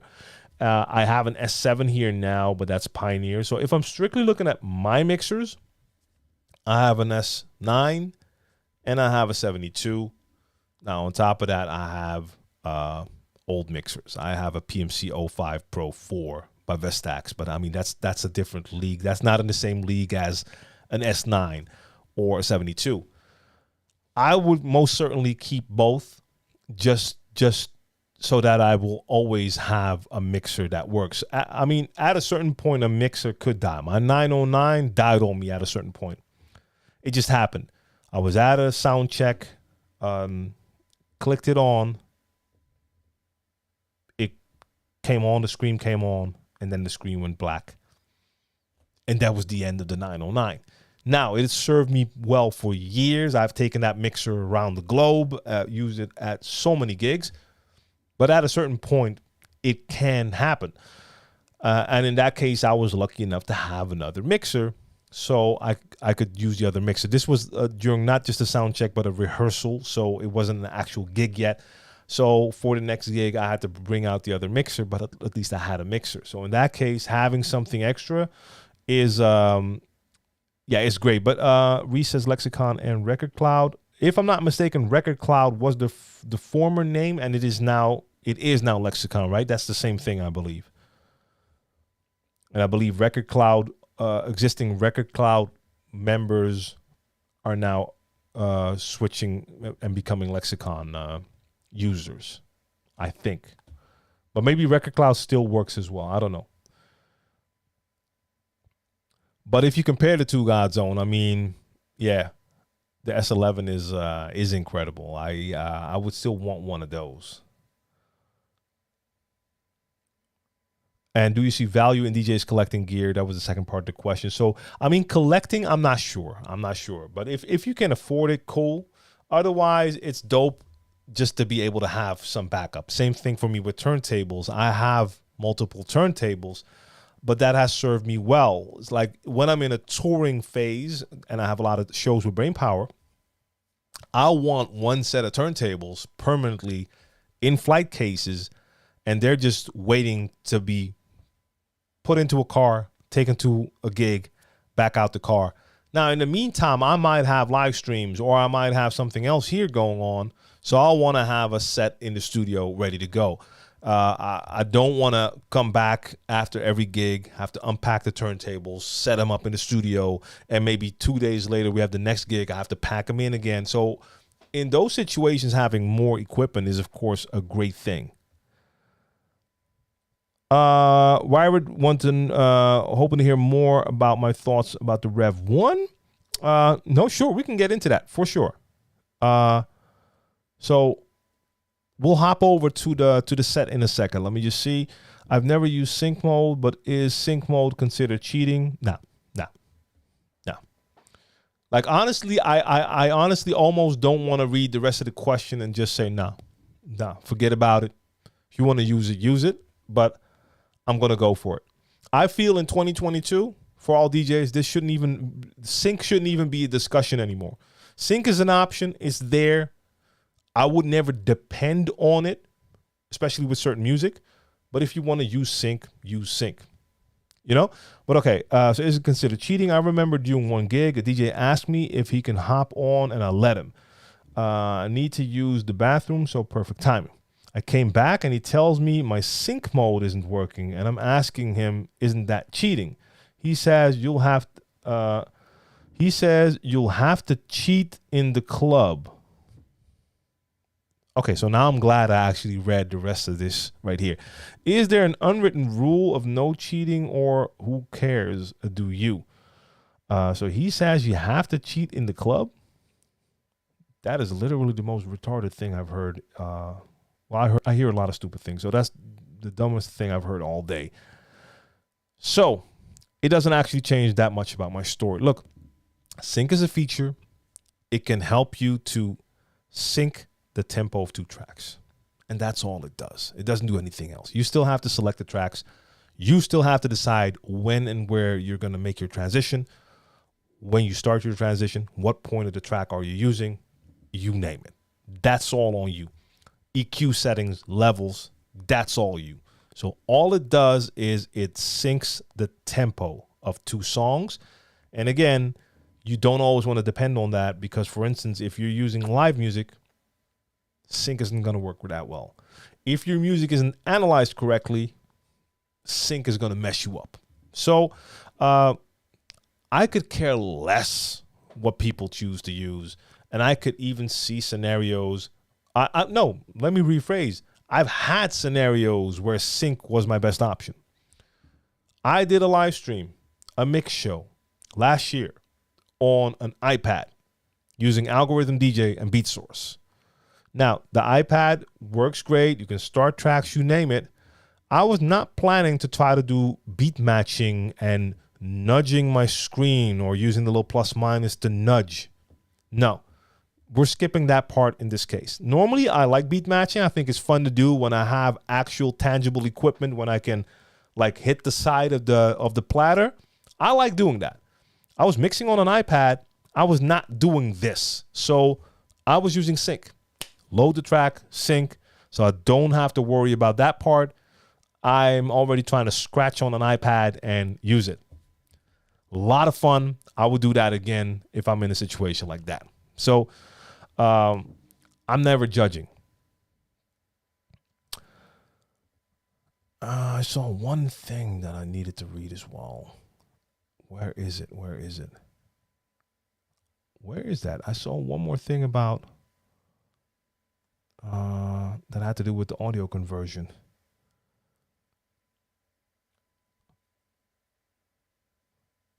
If you rip a song, or maybe I read this one already, Chris in the Mix. If you rip a song from a CD at 128 BPM, well, you probably mean 128 kpbs, it will sound clean, assuming it's not a bootleg CD you're ripping from.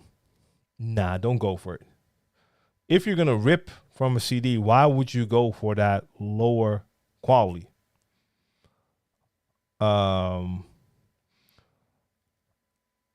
Happened to me on a Numark Pro FX. I think a simple fix would be signing into Serato before connecting the controller. Well, the thing is, I normally don't have to sign in. I just open Serato. I mean, I use it basically every week. I open it up. I plug in all sorts of equipment, all sorts of mixers, and I never have that happen. And it didn't even happen the last time I used the Rev 1 when I recorded the Saturday session. So it was kind of surprising to me. Oh, no, I didn't use Windows last time. I had a Mac Mini here because I don't even think it was working with Windows at the time. I had it the first time I used it, it wasn't out yet. Okay, but still, like I used the Rev 7 on here as well. Normally, Serato will just say, hey, new device, and you need to install a driver or whatever. But in this case, all of a sudden, I had to like activate Serato again. So I don't know what happened there. God's Own says, please answer my question above. Didn't I just do that? Oh, yeah, I did that. Okay, cool.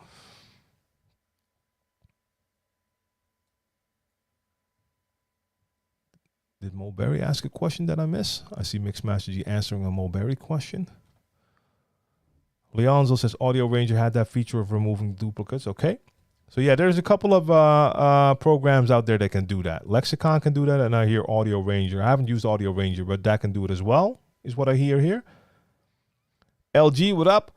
I would keep it for backup. You never know when a drunk chick is going to spill a drink. Yeah, like I said, if the mixer is just at home, that's one thing. If you use it for gigs, having a backup isn't a bad thing at all.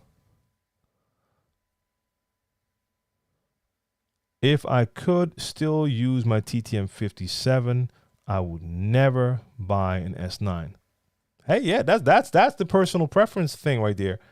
Like for me, there's no comparison at all. Like for me, like I said, and I've said that many times, I just prefer the Pioneer workflow. I never had Rain mixers. I know DJs who had the Rain mixers and who went from the 57, they went to the 62 after that. I've played on the 62 a couple of times. Didn't really like the small buttons on it, but I mean, it's a great mixer. It works.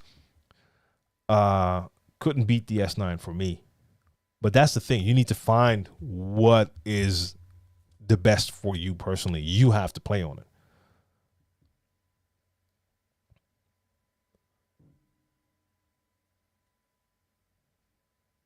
Okay, I got you. Mixmaster G and Mulberry. That was about the duplicates. Okay.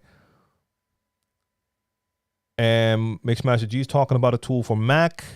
to find duplicates in iTunes/music, but then you have to use iTunes for your music. But maybe Mulberry does that.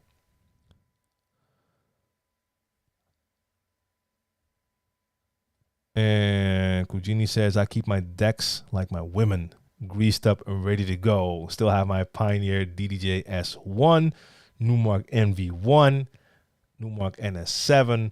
All these new decks are great, but my old DDJ S1 is the most reliable. All right. I remember that Pioneer had the DDJ S1 that was for Serato, and they had the T1 for Tractor, which was, I think, where kind of the relationship between Tractor and other brands kind of started to deteriorate a little bit, because I remember my neighbor, who was a percussionist, but he also liked to mess around with DJing, he actually bought that DDJ T1 for Tractor. And I remember that it was, I don't want to say very limited, but I believe there were multiple like Tractor features that didn't work with that controller. But when you had Native Instruments gear, everything would work. Which is kind of, I can understand Pioneer probably wasn't too happy with that. I remember that S1. I have never seen it since it came out. So it's dope to hear someone who actually still has one.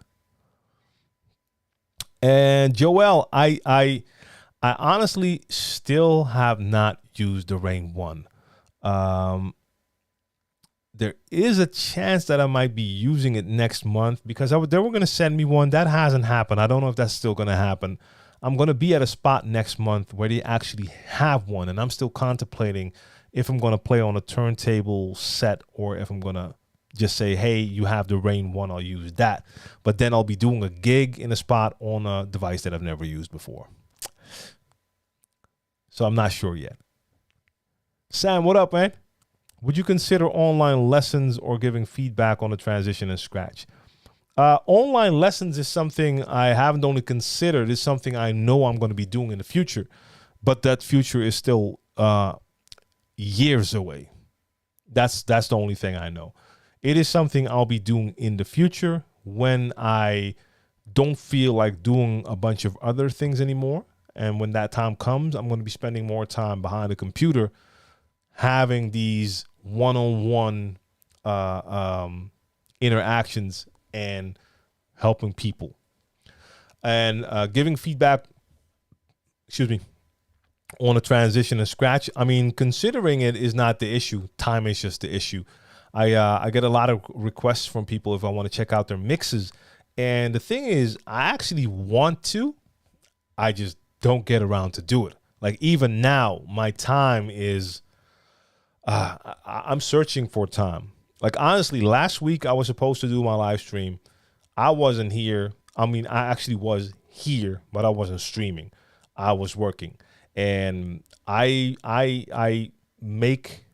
I mean, a large part of my income is also producing video for clients, and those projects pay bills. And I had to finish a project, so I couldn't stream. Honestly, I have a project I'm working on right now, but I couldn't skip another stream. But as soon as I'm done here, I'm back to the project, and I have to get ready for my mix for the next radio show, and so on and so on. So I have no idea where I'm going to find the time to check out mixes and transitions. So that's my main issue, time. Phase Out, what up?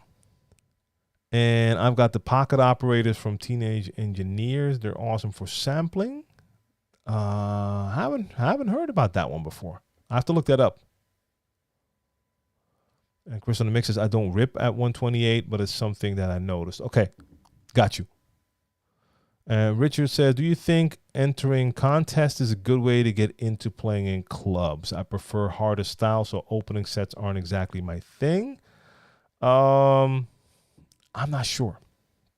So, for instance, I know DJs who participated in Red Bull 3 style who either went very far or won. Some of them have a lot of gigs and others don't really. And that also depends on how you handle it when you actually get a buzz going. So for some of the DJs who entered those contests, first off, they were very good. So their showcases clearly showed what they could do. Red Bull 3 style was a pretty good format because you're rocking a party. So it's pretty obvious that guys who do sets well there are going to be able to rock a club. Some of those DJs either had a team or they themselves were very active in as soon as they won to get that word out and promote that, because it's not as if all of a sudden the phone is going to be ringing off the hook once you win a contest. So it could help as maybe a little bit of it's nice on your resume, but you're still going to have to put in a lot of work to actually translate that into gigs. As far as what I've heard from some of those DJs, how do you remove iTunes library from appearing in Serato in settings? You have that. Isn't that just in the normal settings window? Wait a minute. Let me. I have my Serato here.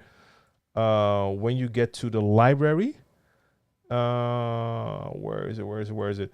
So at it doesn't show up there. At the bottom, it's just the streaming services. Where do you see that again? Because I know. Oh, yeah. If you go into Serato and you go into your settings.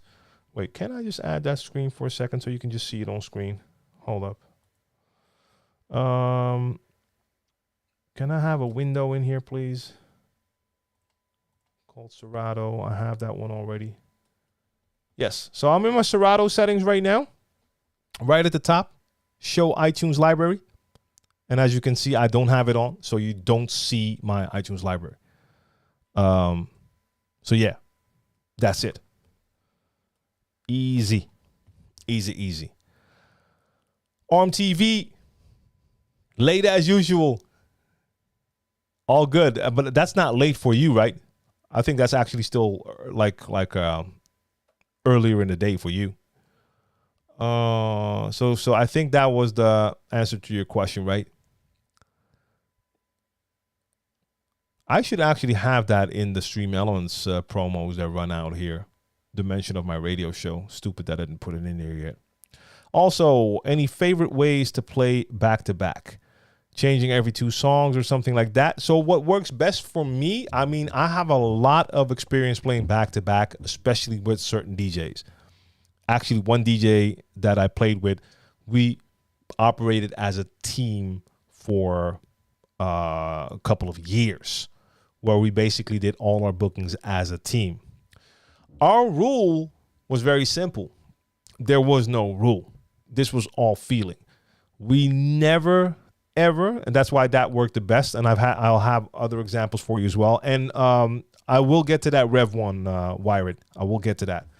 And we have 8 minutes. Well, I'll get to that Rev 1 in a sec.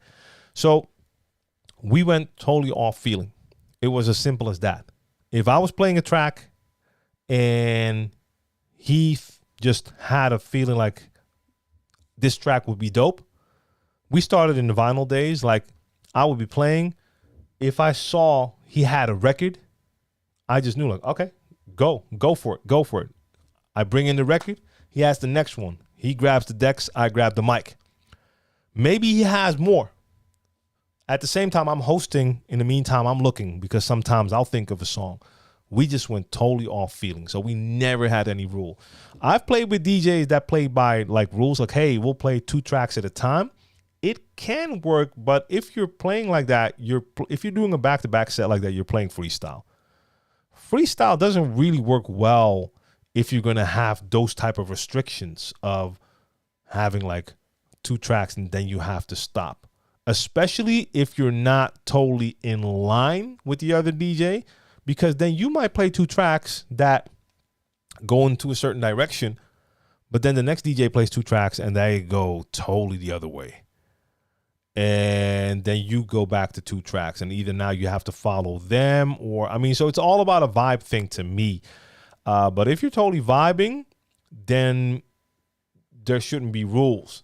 Now, if you're playing with a DJ and if you don't have rules, they just continue to play, that means you're not vibing.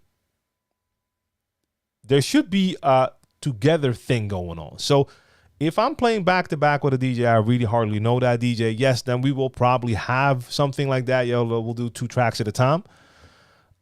Just because we don't know each other, don't know how we vibe together, then we just do that to keep it kind of strict. And then sometimes you'll have DJs that all of a sudden feel a vibe, and then they'll tell you like, hey, I got 5 songs now. So yeah, I mean, back to back can be great, but it can also be like not so dope if you're not feeling each other or not communicating, not the same wavelength. So it kind of depends on that.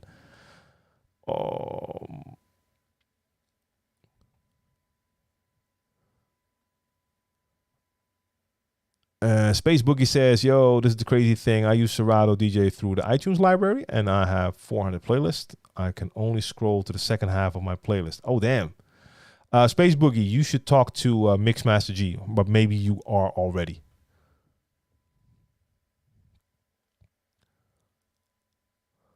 And what's the craziest set you ever had? I mean, I've had crazy in what way? Just like dope crazy? Let me know if that's what you mean. That's probably what you mean, or maybe you mean like something insane happened. Let me know. And Nara Chim, now I wasn't saying you were dissing the S9. Don't get me wrong, but like I said, like for me, it's the S9. But I can totally understand that if you have a certain feeling for that 57, and if it was still compatible, that you would still want to play on it. I get that totally. Yeah, I mean, that's the thing. Like, I have my SL1 box, same thing with the TTM 57. They, at a certain point, just were no longer really compatible.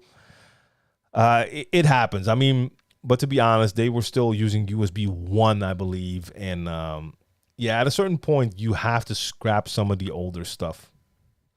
All right, quick peek here, and then I'm going to move to that Rev 1 for a sec, and we're going to kind of end it there. I have a goal of being on the radio. With your experience, do you have any idea of what radio stations are looking for in a DJ, or any advice you can give towards the goal? Honestly, not really. I think it really depends on where you are and how radio is there and radio DJs are there. Like, I now have the new radio spot, but that's basically because there's finally the first like urban commercial radio station here in the Netherlands.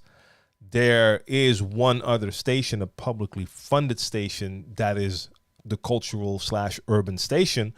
They've been around for quite some time, but this station is now here as well. And they've been around for a year. They were just playing nonstop music. Now they want to expand. So now, I used to do radio. I was contacted by someone that I worked with at a radio station, and I was told about this station and that they were actually now looking for DJs. And that's when I connected and let them know, like, hey, I heard you're looking for people to either do mix shows or think about programming. And we had that conversation. Now, I have a resume. We didn't even have to discuss it that much, but I mean, I can back it up. And in my case, this was the first idea, just to start with like a throwback mix on a Sunday, which is my bread and butter. So it's going to be easy for me to do, even though I spent a lot of time prepping this show, because I want to make sure it's not like just a freestyle set. I want to make sure it sounds proper, like a production. But that's going to work here. I don't know how that is for different stations in different areas and what they wanna hear.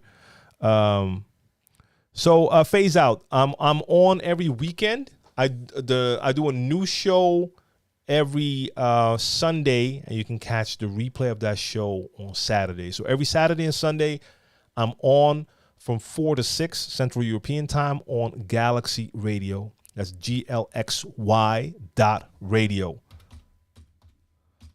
Typing it in the chat now. So that's the station, Galaxy Radio. And if you're in the Netherlands, you can also check it out on digital radio on the DAB. So if you're in your car, you got digital radio, you can check it out in the car. They also have an app, an Apple app, and or an iOS app and an Android app So you can look for the Galaxy app, GLXY radio app. So you can listen to it online on your phone every weekend. I'm gonna make sure I have that in the Stream Elements bot, so I could just post it in the chat every now and then, but not this episode anymore. Megawatt, what's going on? Back in the day, my back-to-back DJ was my brother from another mother. Totally in sync. You don't want a backer to jump from soul and trance in a second. Yeah, so that's what I'm talking about. Like, if you're not in sync with the other DJ, then weird things can happen. Also, even if you're playing with a DJ and you play the same styles, another DJ might have a totally different feeling about what a warm-up is and what would not be considered a warm-up.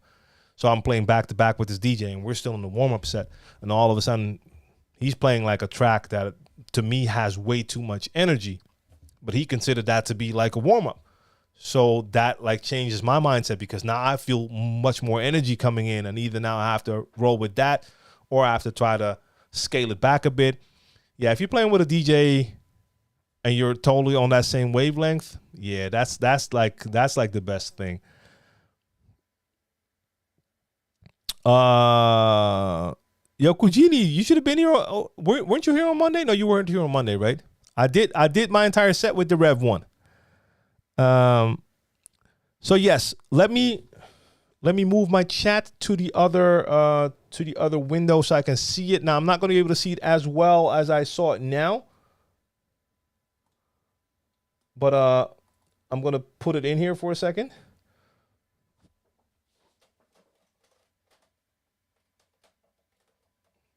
And I'll answer God's own question, and then we'll move. So the question is, the super OEMs have a higher starting torque than older or even new Technics. After the initial switch on, that becomes a moot point, as they're all spinning at the same speed, right? Does higher torque help in any avenue when DJing besides when you're turning it on? I mean, maybe with certain juggles it could help. Oh, there goes that cam. I'm actually going to turn that camera off because, oh, there it is again. But no, I'm going to turn you off. We're going to switch cams. Hello. I'm going to switch mics too now.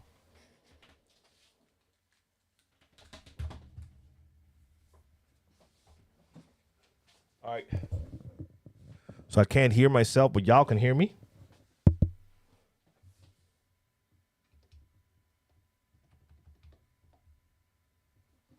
Yes, some more light there. There we go. I'm a little too close. That actually doesn't matter. You need to see this.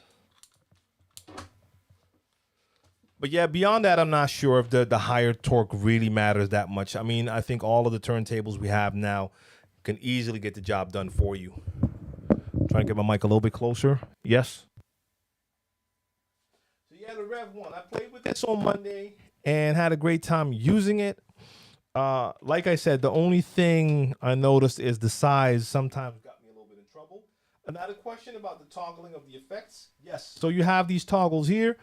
If you do them up, the effect is on, it stays on. Or if you do it down, you can just have it on for a sec. This is a pre-production unit, so this one actually this one kind of sticks a little bit, but it works. And I mean, it has the auto loop, which is something I use and like to use. The EQ works, it works okay. The onboard effects I miss. So these are the Serato effects. You can put 3 in there, but then I had to go into the computer and change them. Didn't really do that.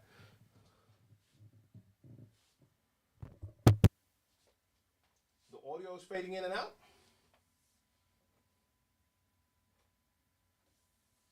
Let me check for a second the settings if something is on with this mic.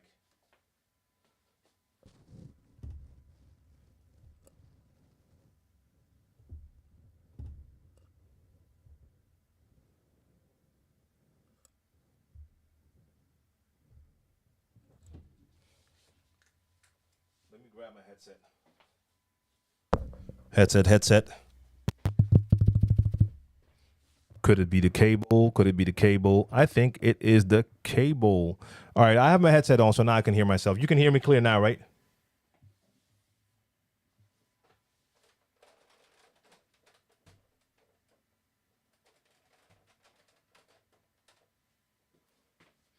Uncle Genie, yeah, you see, you were here. So you already know. You saw me play, so I'm not doing a set now. But yeah, the jog wheels, I mean, they feel nice. It's not the same thing as like turntables or anything like that. Sometimes I did get caught up in it a little bit, that I moved it and that I just let it go at the wrong time. So there's no latency. That was just me getting used to the feeling. You can't hear this, right? Or can you?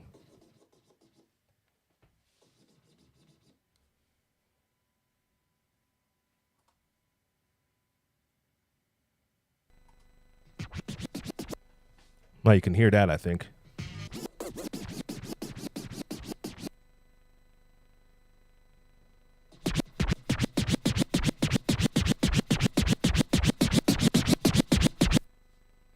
All right. So I saw someone comment on IG like, yeah, there's a pretty cheap fader in there. I mean, this is an entry level controller, so there's not going to be any like Magvel fader type of stuff in here. But I mean, it got the job done. It opens fast enough for me to do like transform stuff.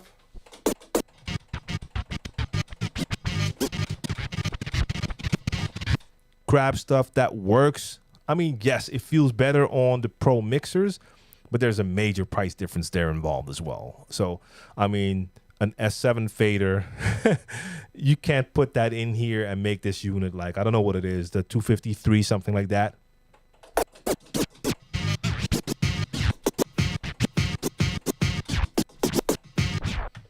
And the thing I would love to see, but of course on entry-level controllers you don't really have that, is some type of indicator. Like certain controllers would have like a little light around the edge, because I know this won't have a screen in it, but just like a light around the edge so that I don't have to look at the screen.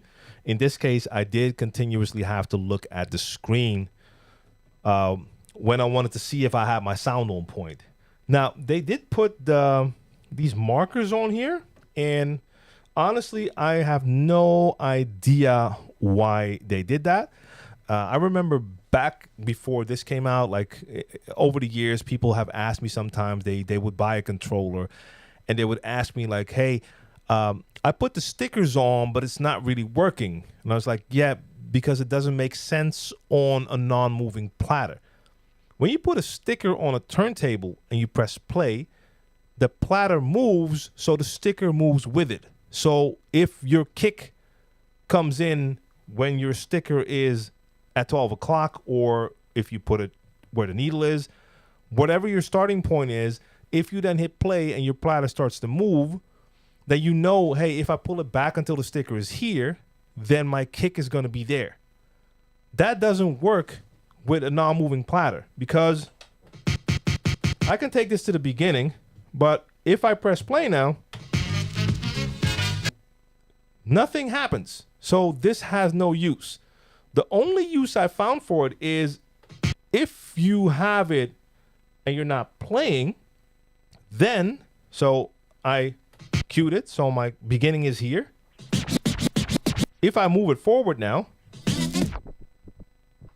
I can bring it back, and now it will be still there. It will still be there. Because it's not playing, so it's not moving in the background. It just stays still. So if you're doing scratching and you have it turned off, then this can actually work. Then you can actually use it. Oh, wait, I can't see my Serato screen anymore. Wait a minute. Let me move my Restream chat out the way. I placed my Restream chat here, but now I can't see what I'm doing. Bring my Serato back, please. There we go. Okay, so that is the only time when that sticker can actually mean something. So I don't know. I think someone in one of the review videos talked about that and why they did it. I have no idea why. But that was the first thing I noticed when I saw them. Like, why is there like a marker on a controller with non-moving platters? But if you're doing scratches like for my Saturday sessions and I just had it like this, then you can actually use that marker, because now I know that if I bring it back now, the sound is still going to be exactly there. But if I want to do my back spinning and I'm playing, then I have to always just hit that cue point and then I can scratch it back in, because if I want to rewind it to the beginning, I would have the laptop face constantly staring at my screen. And I don't really want to do that.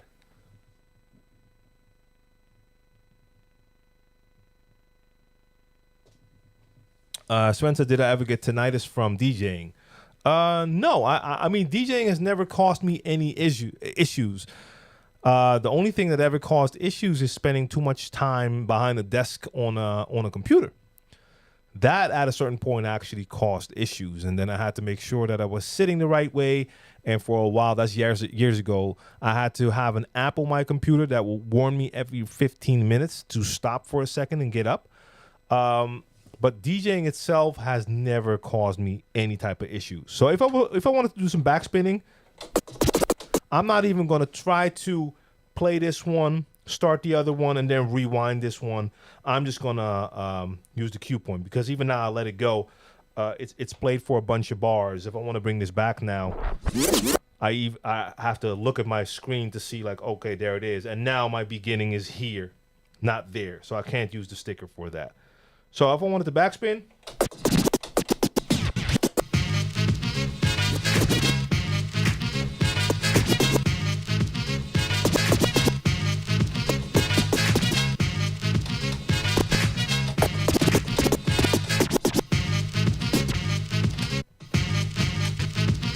something like that. But again, I also have to watch what I'm doing because of the size. Like I said, I had that issue with the start stop. I showed you in the beginning. Like if I just move my hand over this, you see how sensitive it is, how easily it starts and stops? So I had it playing and I was just doing something and my hand just did this and it stopped. So that's a little bit tricky. But as an entry-level controller, I mean, it has everything I would need for a set. That's why it was easy for me to play that set on Monday. The only thing I haven't looked into yet either is the 4-deck situation, because you can't switch to deck 3 and 4. And when I switch to them, I see my empty decks there, but I know I actually loaded tracks into it. But last time somehow it didn't work. I don't know what went wrong there. I think that's an audio configuration I have to do, because it's actually playing deck 4 now. I can see the audio here, but I'm not hearing it. So I think that's just a routing thing I may have to change inside of the computer, because it has 4-deck control. But again, I did not have any time to like prep before I started my stream. I just connected it and started to play. So those are things you run into while you're playing, and then I don't really have time to figure out what might have been the issue.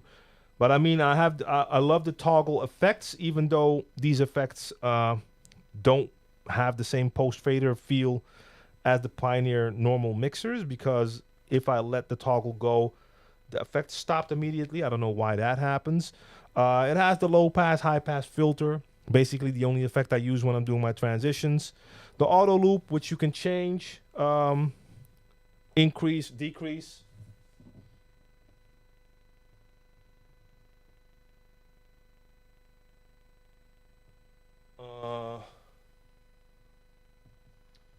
Megawatts says you got to adjust the up faders. In what way?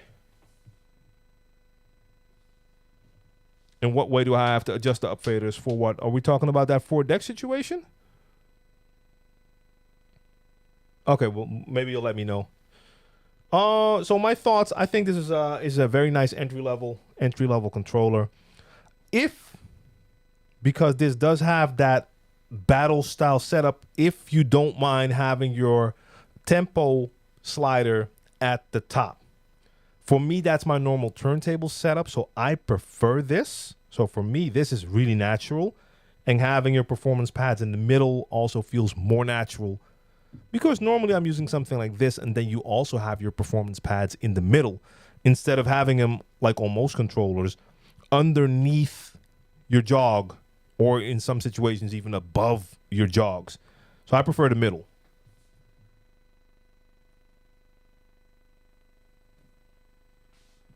So Megawatt, I'm still not sure what you mean. So now this is deck 2.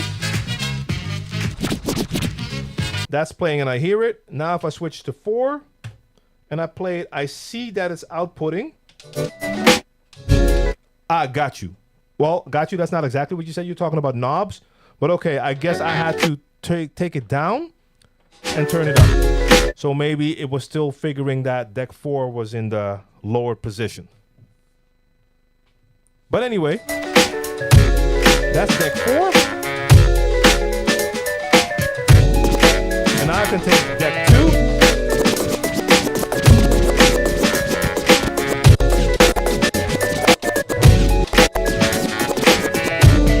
So basically you have 2 decks on one side. So that's actually pretty cool.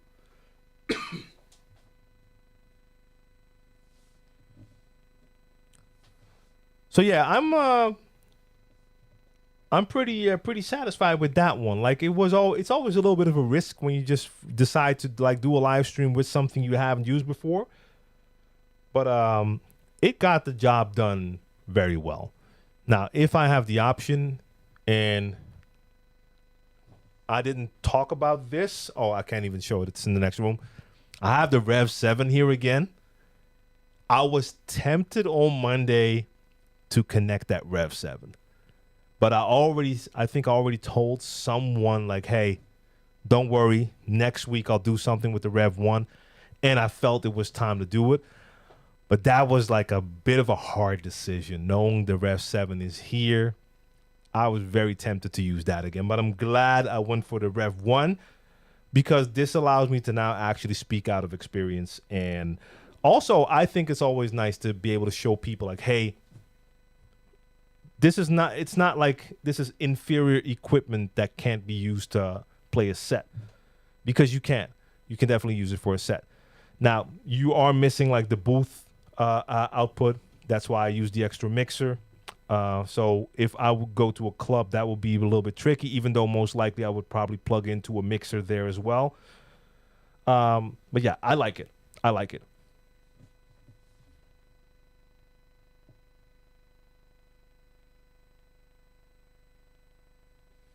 Yeah, so Kujini, that would have been cool if they made it a little bit wider and just added 2 channels. But then again, it's going to up the cost anyway. So that's always what they have to think about. And maybe if it has 4 channels, then, and I don't know their entire lineup by heart, but maybe then they start to compete with some of their other devices. I'm not sure about that.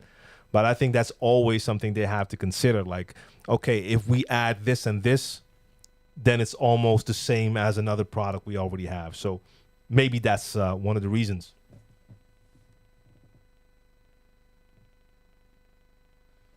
All right, there might be more there, but I'm going to cut it off because I'm already 17 minutes over time. And like I said, I actually have a project I need to be working on right now. Pay those bills, very important.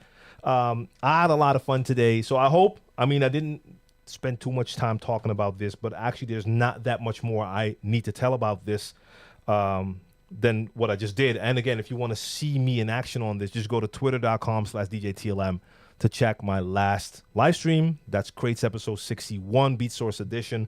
I'm playing 2 hours, a 2-hour set on this controller. I'll be back here on Monday with Crates. And before that, again, the logo is here, galaxy.radio. Check me out there every Saturday. That's the replay show, and every Sunday a new show. Now, follow me on IG and Twitter. If you do that, you'll see me post the times and everything. And you can catch me there now every week, 2-hour throwback mix. So that's first. And then on Monday, I'm back with Crates. So catch you there. And otherwise, on Tuesday, once again, Tuesday, May 10th, you can check me out on Mixmaster G's live stream. And that starts at 7 p.m. Central European time. So I think Mixmaster G said something about Facebook. I don't know. Mixmaster G, you have time to post one more thing now before we end the stream, if there's any info that needs to be added.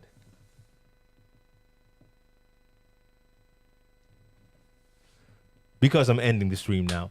So I'm already turning this one off. And hopefully I'll see you again. I want to appreciate y'all for joining me here, adding your 2 cents, sharing the knowledge. That's what we do. And have a good one today. See you next time. See you soon. Peace.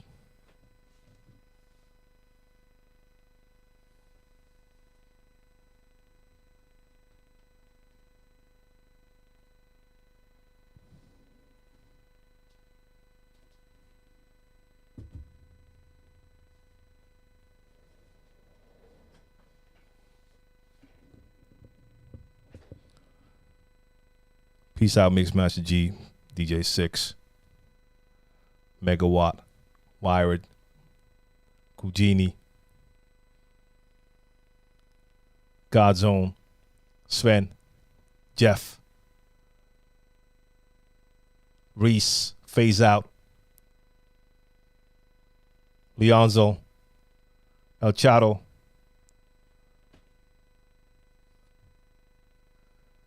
Larry Peterson, Kenobi,